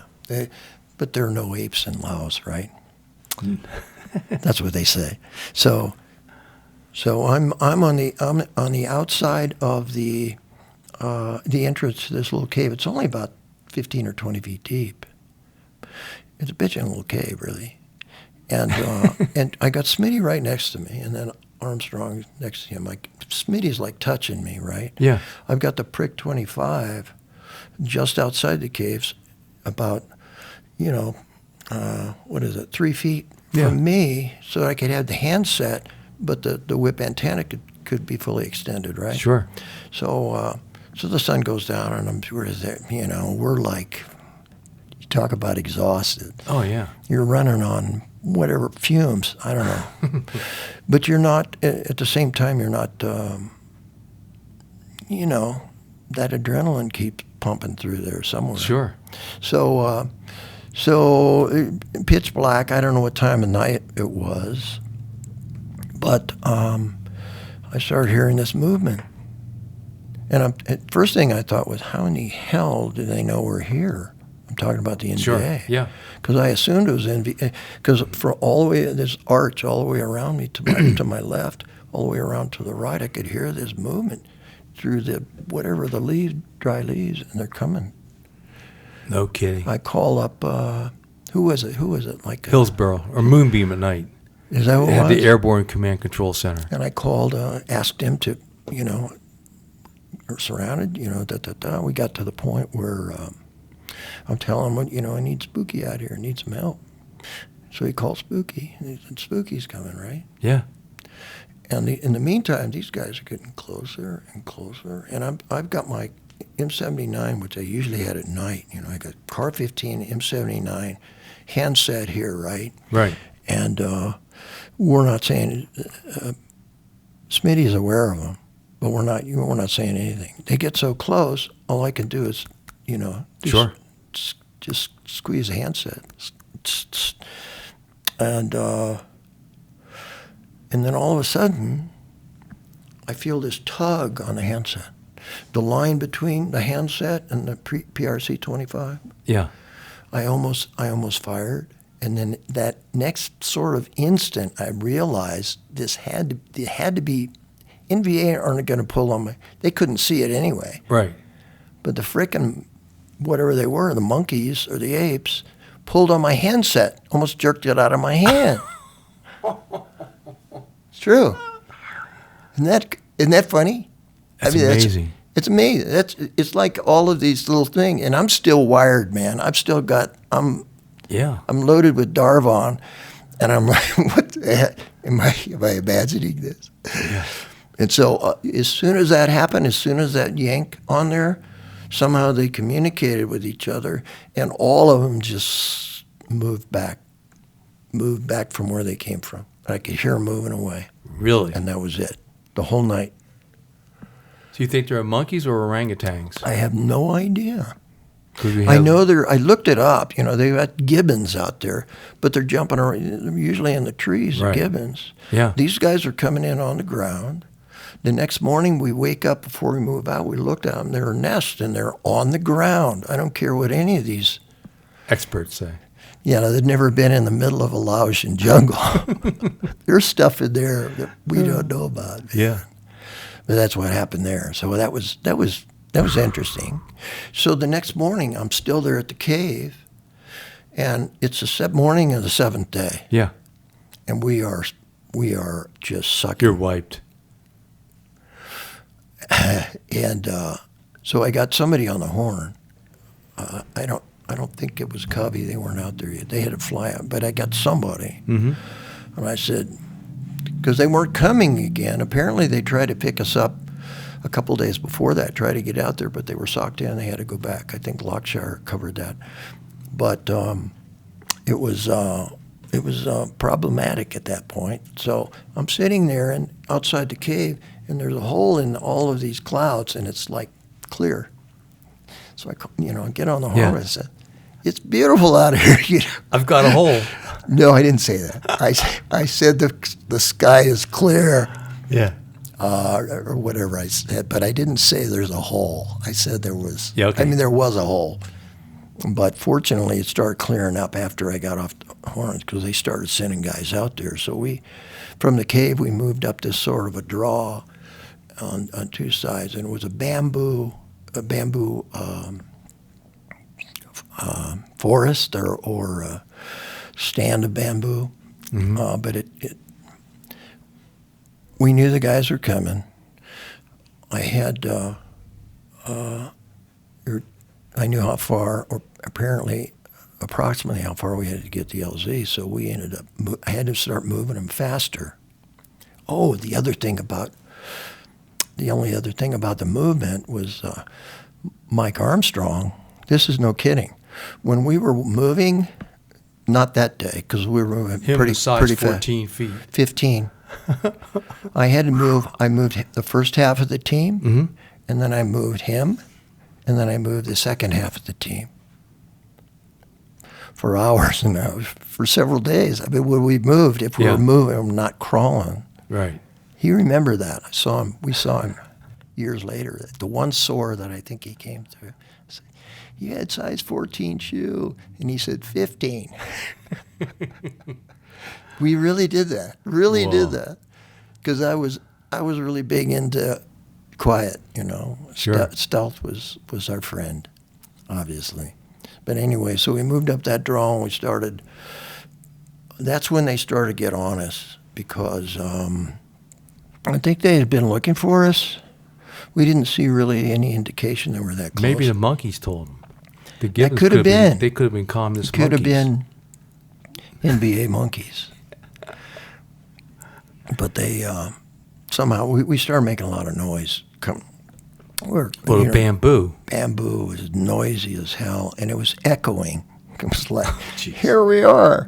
So we got up and we went up that. We got to the LZ that Pat picked out, and it was like just where he said it was. It was on an angle. It was a helicopter couldn't set down. They did one of these things. So we get up there, set up perimeter, made commo. Armstrong had the PRC 25. Said we got commo. And by this time, we're starting to hear lots of noise from our friends from below. And then as we waited, you think about all kinds of, can we make a break for it? Can we get out of here? We're getting surrounded. Should we do this? But I'm thinking, there's no other LZ. Yeah. This is it, or coming out on strings, and that's just... Try to avoid it whenever you could. Geez. very problematic. Oh. So we stayed there, and so they ended up surrounding us. I sent, we're on a slope. So they hit us, I could hear them, I could see them, see their legs, and we got into a big firefight. And then, and that carried on for a while, and I can't remember exactly how long that was until the helicopter showed up. Sure. By that time, there's all kinds of lead in the air, man. And the gunships come, that was Lockshear. Mr. Whitman was in charge of those guys. Oh, that's right, yeah. So it's Mr. just Whitman. for our listening, viewing audience here, we're talking about SOGcast number 026 with 101st Airborne Crew Chief Roger Lockshear, whose book is We Saved SOG Souls, and They Did. In this case, they're saving your soul as well as your ass. Well, I don't know if I had a soul, but if I did, he saved it. Yeah. Along with my ass and everybody else. Yeah. And the other, I wanted to mention that the other door gunner on his helicopter was Scott DeArm. Indeed. The dynamic duo. Those guys are great guys. Oh, yeah. They still are. When we go, every year we go to SOAR, especially when Smitty was still here. Sure. We'd have breakfast. We'd always have breakfast. Yeah, did you guys buy them breakfast? Oh, are you kidding? I mean, honestly. Yeah. I'm not kidding, but that's okay. Go ahead. No, but I mean, that was an exclamation. Sure. So anyway, the guys come in, and we're killing a lot of folks, and I think we had a couple wounded, but not serious. As I said, it's a brute team. They're not as ferocious, from my perspective. I don't know what you got from Pat, but Well, everybody's team is different. you're right. Yeah. But they anyway. They So the were awesome. They were key awesome. point is you got out. Okay, well, the helicopters come, the gunships come. We're still in this big da-da-da-da. And then finally the gunships think they have enough, get their heads down low enough so that they're bringing in the slicks. Oh, my gosh. Before the slicks got there, I got to tell you this. They went initially down on the other side of the mountain over the bad guys. Yeah. And hear all this shit. Yeah. I said, you're on the wrong side, bro. You got to get over here, man. No. Yeah. So they came back around. Then we're there. And so the slick pilot finally comes in. I'm laying up. The firefight's going on, except for me. I'm laying on my back with a panel. Sure. Like I'm, Land on me. Yeah. But they can't land because you got the angle. Well, they're not going to land, but you got the picture there. But the pilot comes in, and he gets down, he starts to lower the slick, and then he just gets down to about 70 feet off the ground, something like that. And then there's just this, he flares off to the left. Now, he flares off to the left, that's where the slope of the mountain goes down. And he just disappears. And I don't hear anything. I'm like, what happened? It's weird. I'm on the. Oh my God! I got the radio by then, and then what happened? And he says, "I can't get you out of there. I'm going to be shot down." That's what he said exactly. And I didn't say anything because. You had never heard that I hesitated. Before. Yeah. Well, I said, my retort was, if you don't get us out of here now, you'll never get us out. And Smitty remembered me saying that because he was on the radio too. If you don't get us out now, you'll never get us out. And That's then what Mr. Whitman comes up on the radio and said, "Well, there was a point.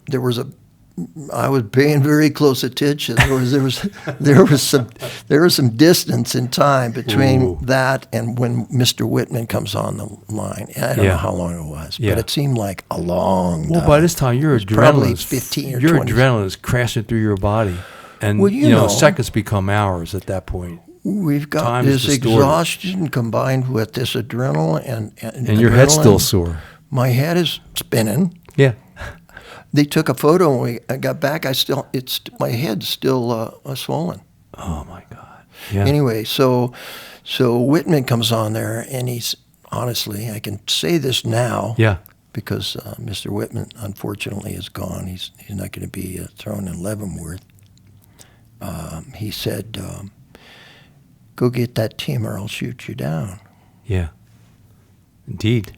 He said that. Historic. He said that. Yeah.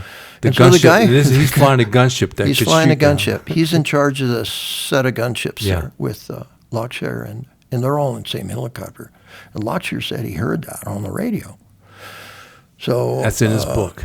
Is it? Oh yeah. It's like, okay, we got a chance here, because I'm already starting to think, well, we got to break out of, Then what's next? I'm just like, what the heck?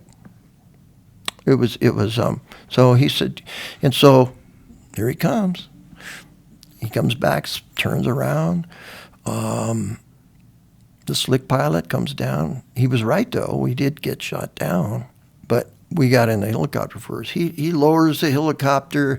It's on an angle. The hill's on the angle. All the Indians, they can't get into the helicopter. So I'm thrown up in the helicopter. Sure. Smitty and myself and Armstrong on the other side. Got these brutes flying through the air. Got them up there, and the 1-0 is the last one on the, Sure. and it's just, and I'm standing on the skids, and they're taking off, and somebody's grabbing me. I don't know who it was. And I just happened to be, when I'm throwing the guys on the helicopter, I could see holes appearing in the side of the helicopter. Good God. Yeah. And I could feel around. You just feel the vibration from the rounds. I could feel around in my back, Yeah. expecting to get shot in the back. And fortunately, that didn't happen. So when I'm climbing up in the helicopter and I look down, I'm just happened to be looking, facing where the door gunner was. He's blasting away with his M60. It was one of those. No, it wasn't that. That was the slick guys, yeah. Slick, yeah. But I happened to be looking at his feet just getting climbed in, and a bullet hole appears right between his feet. No. From the Yeah. floor of the helicopter comes right straight up, and I just kind of glanced up. It went straight up, didn't hit him. He didn't even know it. Yeah, so Yeah. we got up, got over, and we took the same route as he did before. Just got over the top of the trees, Yeah. and then started floating down, and it started smoking. Yeah. We didn't have a lot of elevation, so the auto rotation. Yes. We got enough air underneath there. He floated down and finally turned and started moving. I don't know what direction it was, but then he went down. We it was just a hard landing. Yeah. Still with auto rotation. It blew out the skids. Skids, yeah. We landed right in front. I remember, Smitty, I remembered it too. We landed right in front of a real rusty metal fence that was just right in front of us. I don't know. Anyway, we got out of that. I set up a perimeter. I don't know if Lockshire told you that. He told me many years later, because they tried to find us for many years. You remember that story? Yeah. Because we went back in different directions. I Sure. never saw those guys. Never Yeah. had a chance to thank them until 25, 30 years later. And it was exciting. But so another helicopter came in, then you lifted off. Well, they came in, and and I Yeah. can't. I did some research on this because there were a lot of guys in one helicopter. We had like 7 guys. Wow. You had the whole team in? We had the whole team in one It was only one helicopter. Sure. But he popped off the ground and sort of dropped off and picked up enough air Okay. to fly the thing. But there was the crew of the Slick, and plus us, plus the crew of the second helicopter. Sure. And he did it. Wow. And in the meantime, I didn't know that Lockshire and Mr. Whitman, those guys were getting shot down at the same time. Sure. Didn't even know it. Didn't know it. So anyway, that was So it. now some of the solid history's coming out. So any final missions before you wrapped up your career and returned? Yeah, we did one more, or at least one more. That was with your no-name team. It was a no-name, the same thing, except in place of there was a mission in the North Vietnam, and it had to do, I still remember this because it was like a big deal. Clyde made it out to be a big deal, to go into North Vietnam to check this this area where it was known that all of these North Vietnamese troops came across, and it was a mountain range, but there was a it turned out that there was a ridge on top. Turned out to be a road, not just a path. I mean, a frickin' road that was 20 feet wide. But we were sent up there because there had been an agreement. Of course, the North Vietnamese always kept their promises. Of course, they're honorable people. And no, it had to do with us promising not to bomb Haiphong Harbor if they stopped bringing in troops through the DMZ. Yeah, and just for the record, December of '68, we were in the DMZ for 5 days. We heard the NVA move through every night. Is that right? True. Well, I believe that. Sure. Of course, just showing how honorable commies are. Well, we were up there, and we moved in, and we were in for 3 days. We Jeff Junkins took Armstrong's place. Mm-hmm. Jeff Junkins, we know him very well. He was great on the ground. Oh yeah. He was a crazy man. Yep. Strong, brave, tough. He carried. I told you, maybe I didn't. I might have been telling Bobby Cook last night that when we went, he took an M60 machine gun. He took 1,500 rounds. Yeah. He carried 500, and he broke down the other ones. The Indians didn't like it, but he made him carry this extra ammo. He had 1,500 rounds of M60. He's got it on a sling, like Rambo, just before Rambo. But he looked like a handsome guy. Better looking than any stinking Rambo. Absolutely, yeah. Absolutely. And just tough as hell and solid as a rock on the ground. Smart, funny as shit. I still remember his laugh. Sure. Of course, he's not with us anymore.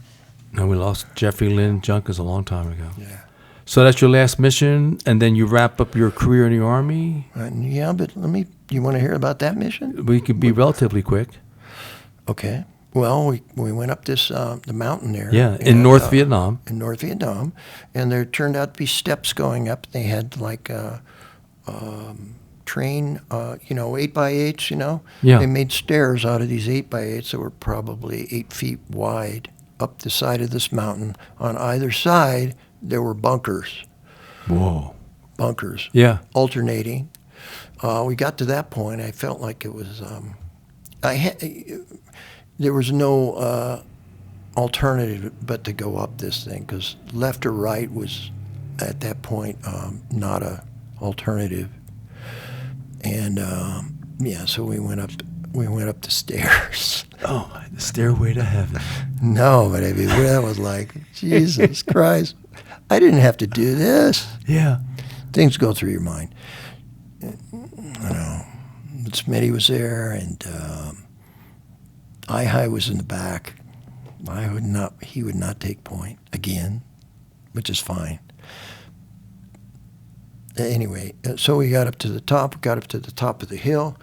I had to take a captain out with me. I got to tell you this because I don't know. You could cut it out if you want, but he's a West Point captain, crew cut. I don't know if you remember.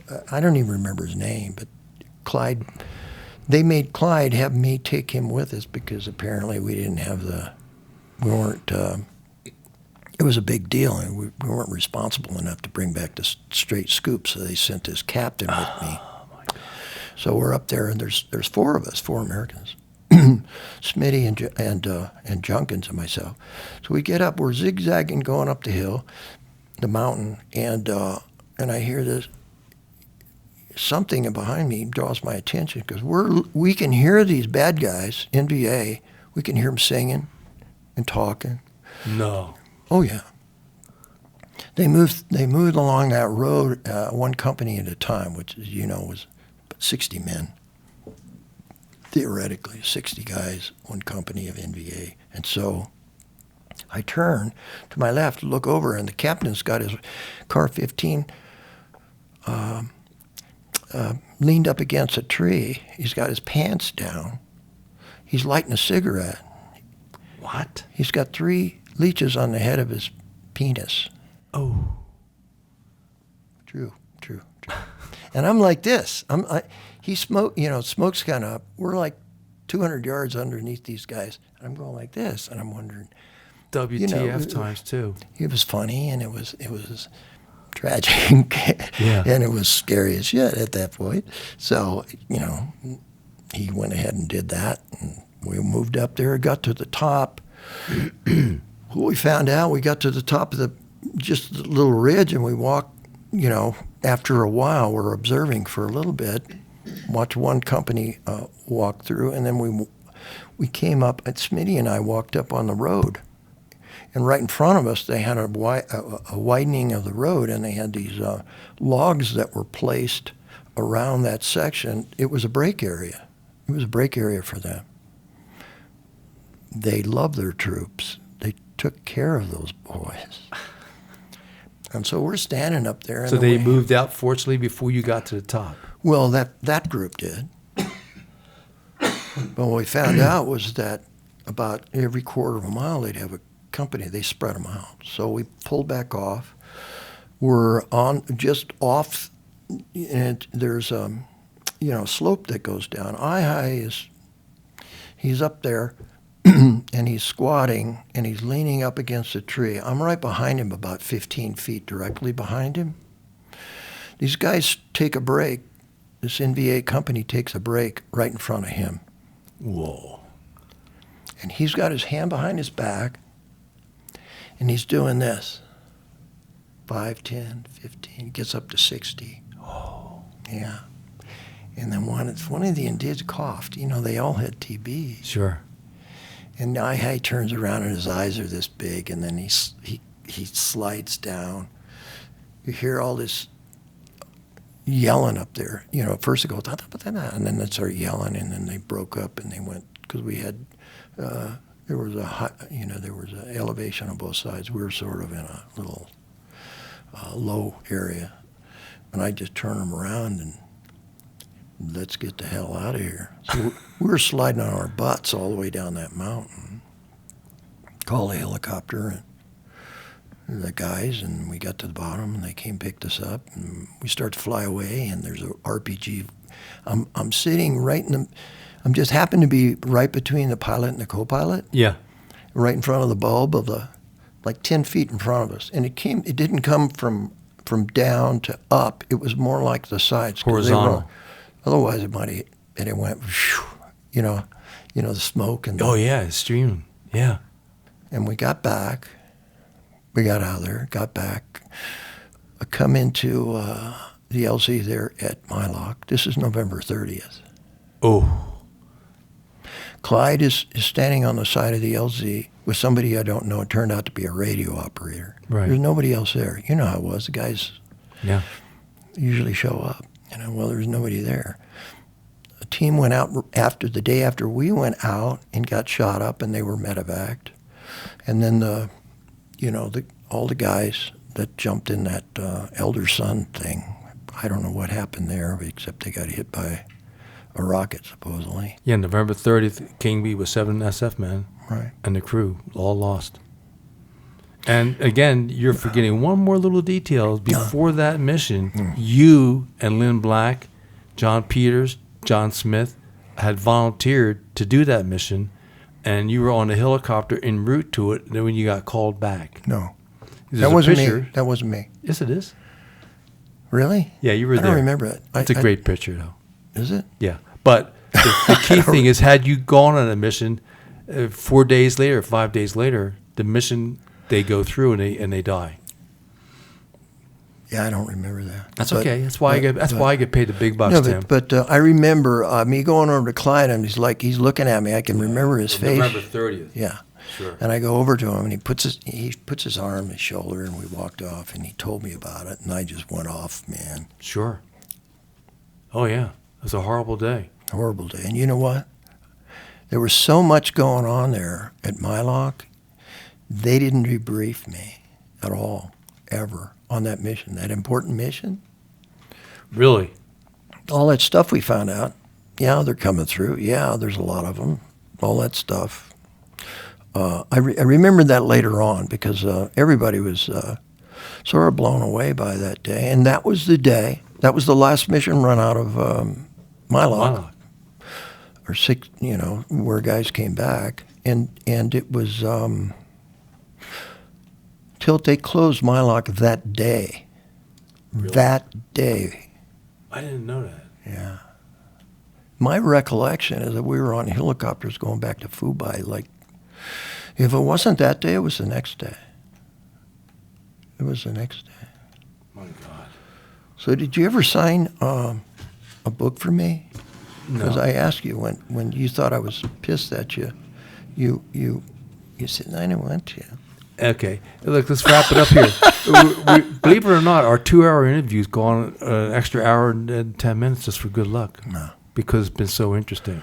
Any last thoughts or something, a final point that you'd like to cover before we close it out here, sir?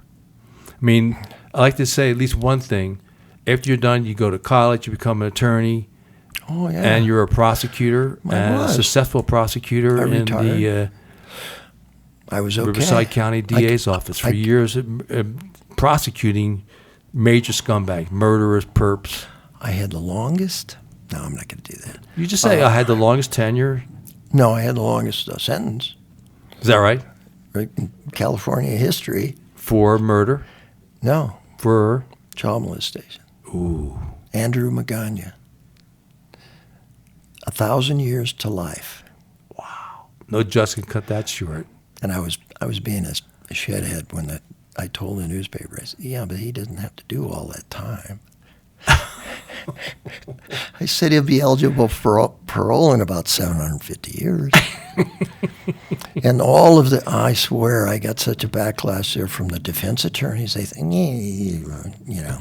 Yeah. Anyway, I didn't care. But, I honestly, I used a lot of, not consciously, but you become an analytical man. Sure. Like you are, like with what we did, and you grow to be able to handle a lot of different issues simultaneously. Sure. And in the courtroom, it was the same way in a trial.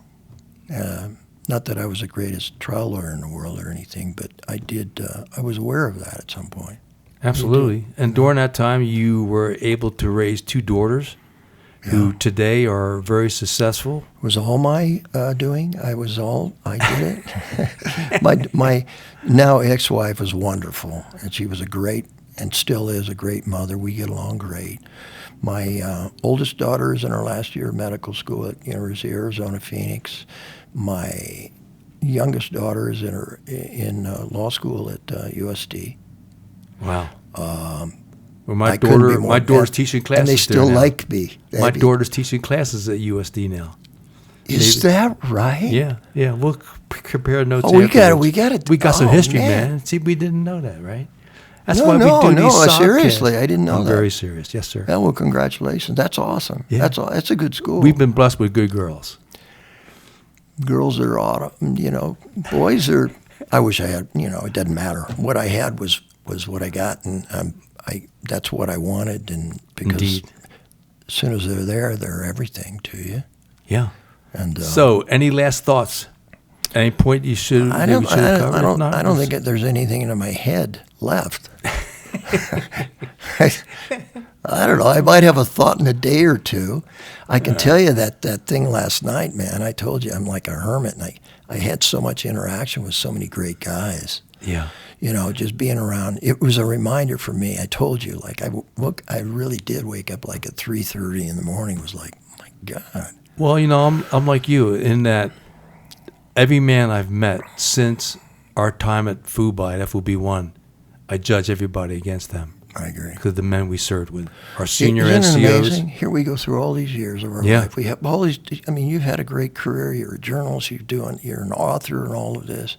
I go through I fell into everything, honestly. I was like, what? It's like, yeah, come on over here. I'll make you a DA. I mean, I swear to God, I don't know how any of that happened. You've done good. But it was, I judged, well, that 15 months out of your whole life. I was 77 last Sunday here. No kidding. Yeah. Well, but I I look didn't back realize on how much older than me you I'm were. laying there this morning, that was me. That was the core of who I was, and Yeah. people don't understand that. I mean, Well, we get a few more podcasts like yours, maybe they will. You'll help them begin to understand and comprehend. maybe I should do one of those little video things where I help people. Yeah. And they pay me. Yeah, there we go. You like the pay part. Come to Tim. I know. I will help you. I'm the luckiest guy in the world. I'm sure you feel the same way. Absolutely. We should have been dead so many times. And that's why I believe in God. I really do. Absolutely. I really do. Well, we'll close on that very positive note, and just wanted to add that when the podcast began, we were talking about your practice mission, which was in a copy of Across the Fence, and that was our first book, and other stories in there about Alabama. So with that thought, we will officially close here, sir. That sounds And we want to thank, again, Jocko Willings Productions for allowing us and for supporting this production, along with Saw Chronicles. And as always, we always thank the veterans today for defending our country, and we thank first responders, the people at the hospital, particularly Border Patrol these days. They are earning their pay and their unique role during these troubled times in our country. And we want to thank veterans like Tim Schaaf, who stood tall for our country, served it as a great example for all other Americans. And last but not least, as we close, we want to thank those who were not able to return. And today we still have 1,582 Americans who are listed as missing in action in Southeast Asia from the Vietnam War. And from that includes 50 Green Berets who served in the secret war, who are still missing, along with the 83-plus aviators that we've been able to document, who put their lives on the line for us while we were on the ground. And we will close on a note, and thank you again. God bless America. God bless America. Thank you, Till. Appreciate it.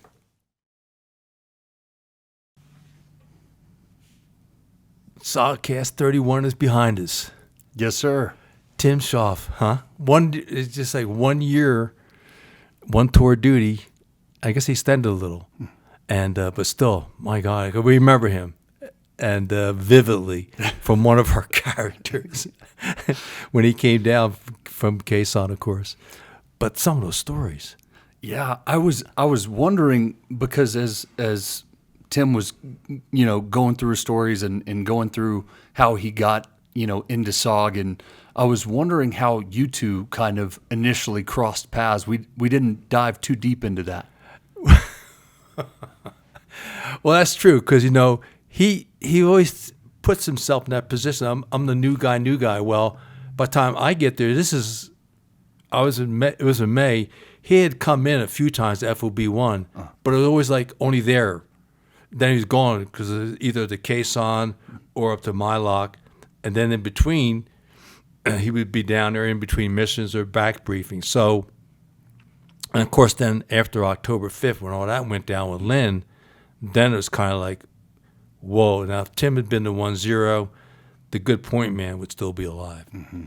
And so got to know him better. And of course, then whenever he would come in, Pat Watkins and Spider Parks would be on him. And of course, he was really handsome. And the one thing we didn't talk to him about was how he does his singing impressions. Oh, no way. Oh, yeah, he does Frank Sinatra back in the day. And I think he even got paid to sing somewhere. Wow. Yeah.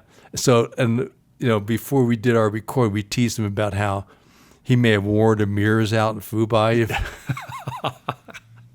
And he just liked the mirror, but he's just a great guy. Yeah. And the bottom line was, the missions, when it came time, he went. Mm-hmm. Wow. And you hear from these stories. And again, it's like some of the books, they're more vivid about talking about the firefights, and he's talking about we're in that firefight for 2 or 3 hours. Oh yeah, we're kind of getting low on ammo, and that's it. Yeah.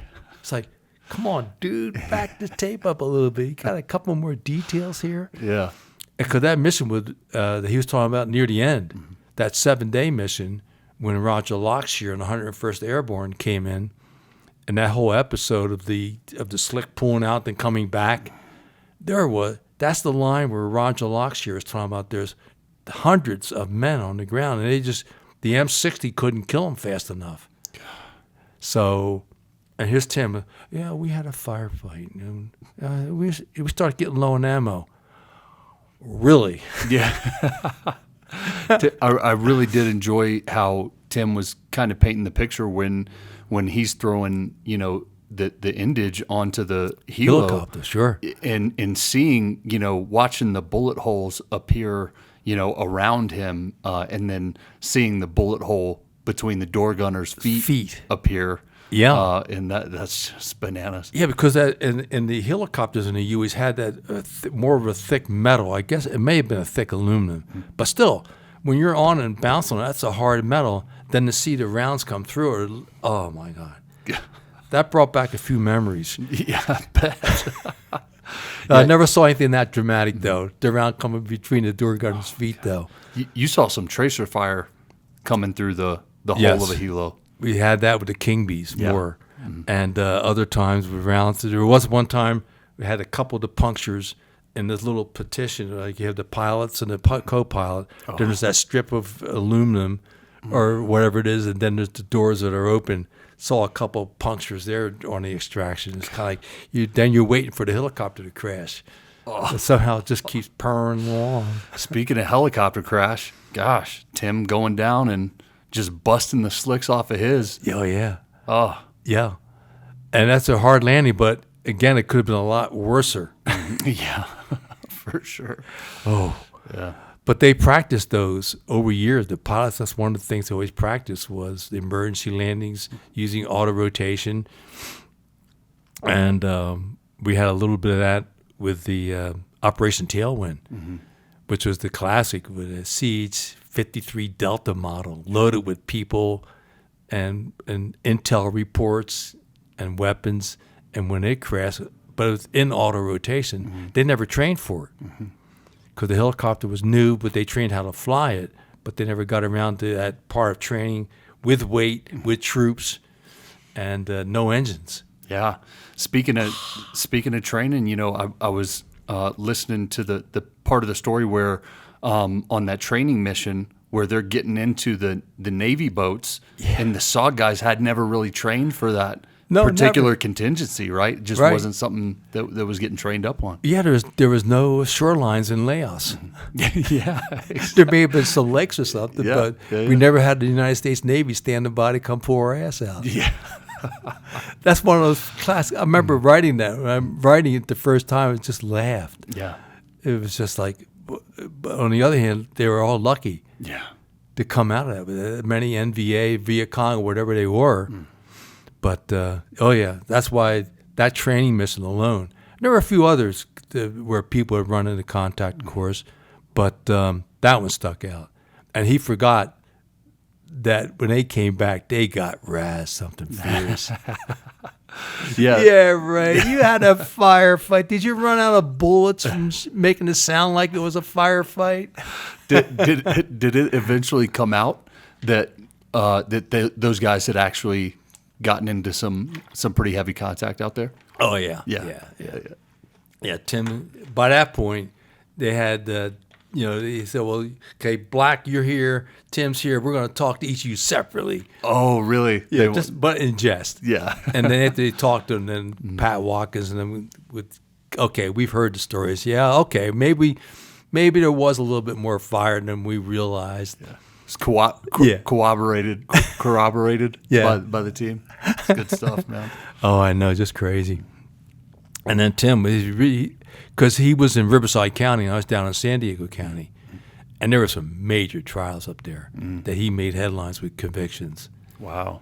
Oh, it's just good stuff. 1,000-year sentence. Yeah, I'd forgotten that one. Jeez. Yeah. For child molestation. Good. Yeah, put the perp away. Yeah. Unlike today's DAs, because I wanted to wander down that trail a little bit. Well, what's your opinion? But I figured we were a little long on that podcast already. So yeah, and that was really just really cool to hear about. District attorney, making it happen and had a successful career at it. And yeah, he rose through the ranks and got to the top office within the DA's office where he handled the big cases. It was quite a while.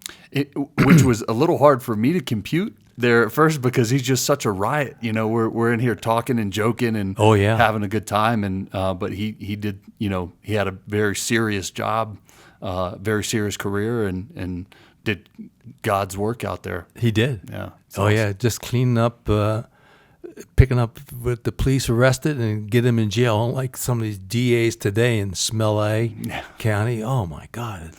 It's just what's going on there.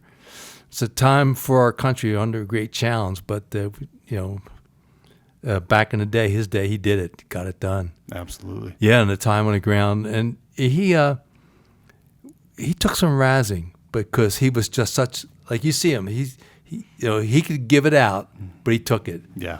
Yep. So that was the fun part of everything. I remember that part from Fubai too. So, Oh yeah, so that's SOGcast number 31. I can't believe it. Yes, sir. We're rolling along here. Yep. And I'll just say it's really, I imagine for the listeners and viewers too, it's really special to start to see this tapestry come together now, being 30 episodes into SOGcast. Yeah. Where you either read about these guys in, one of the books or in the earlier podcasts, you hear about some of these characters, and now seeing these guys on the podcast and, being able to hear their versions of some of these stories we've grown to know and love. It's really special, man. Yeah, and we're trying to get a couple of SPAD pilots lined up here. We've had a little bit of complications along the way, but we're still pushing. We're going to get them in here. We'll make it happen. Indeed. Anything else there, sir?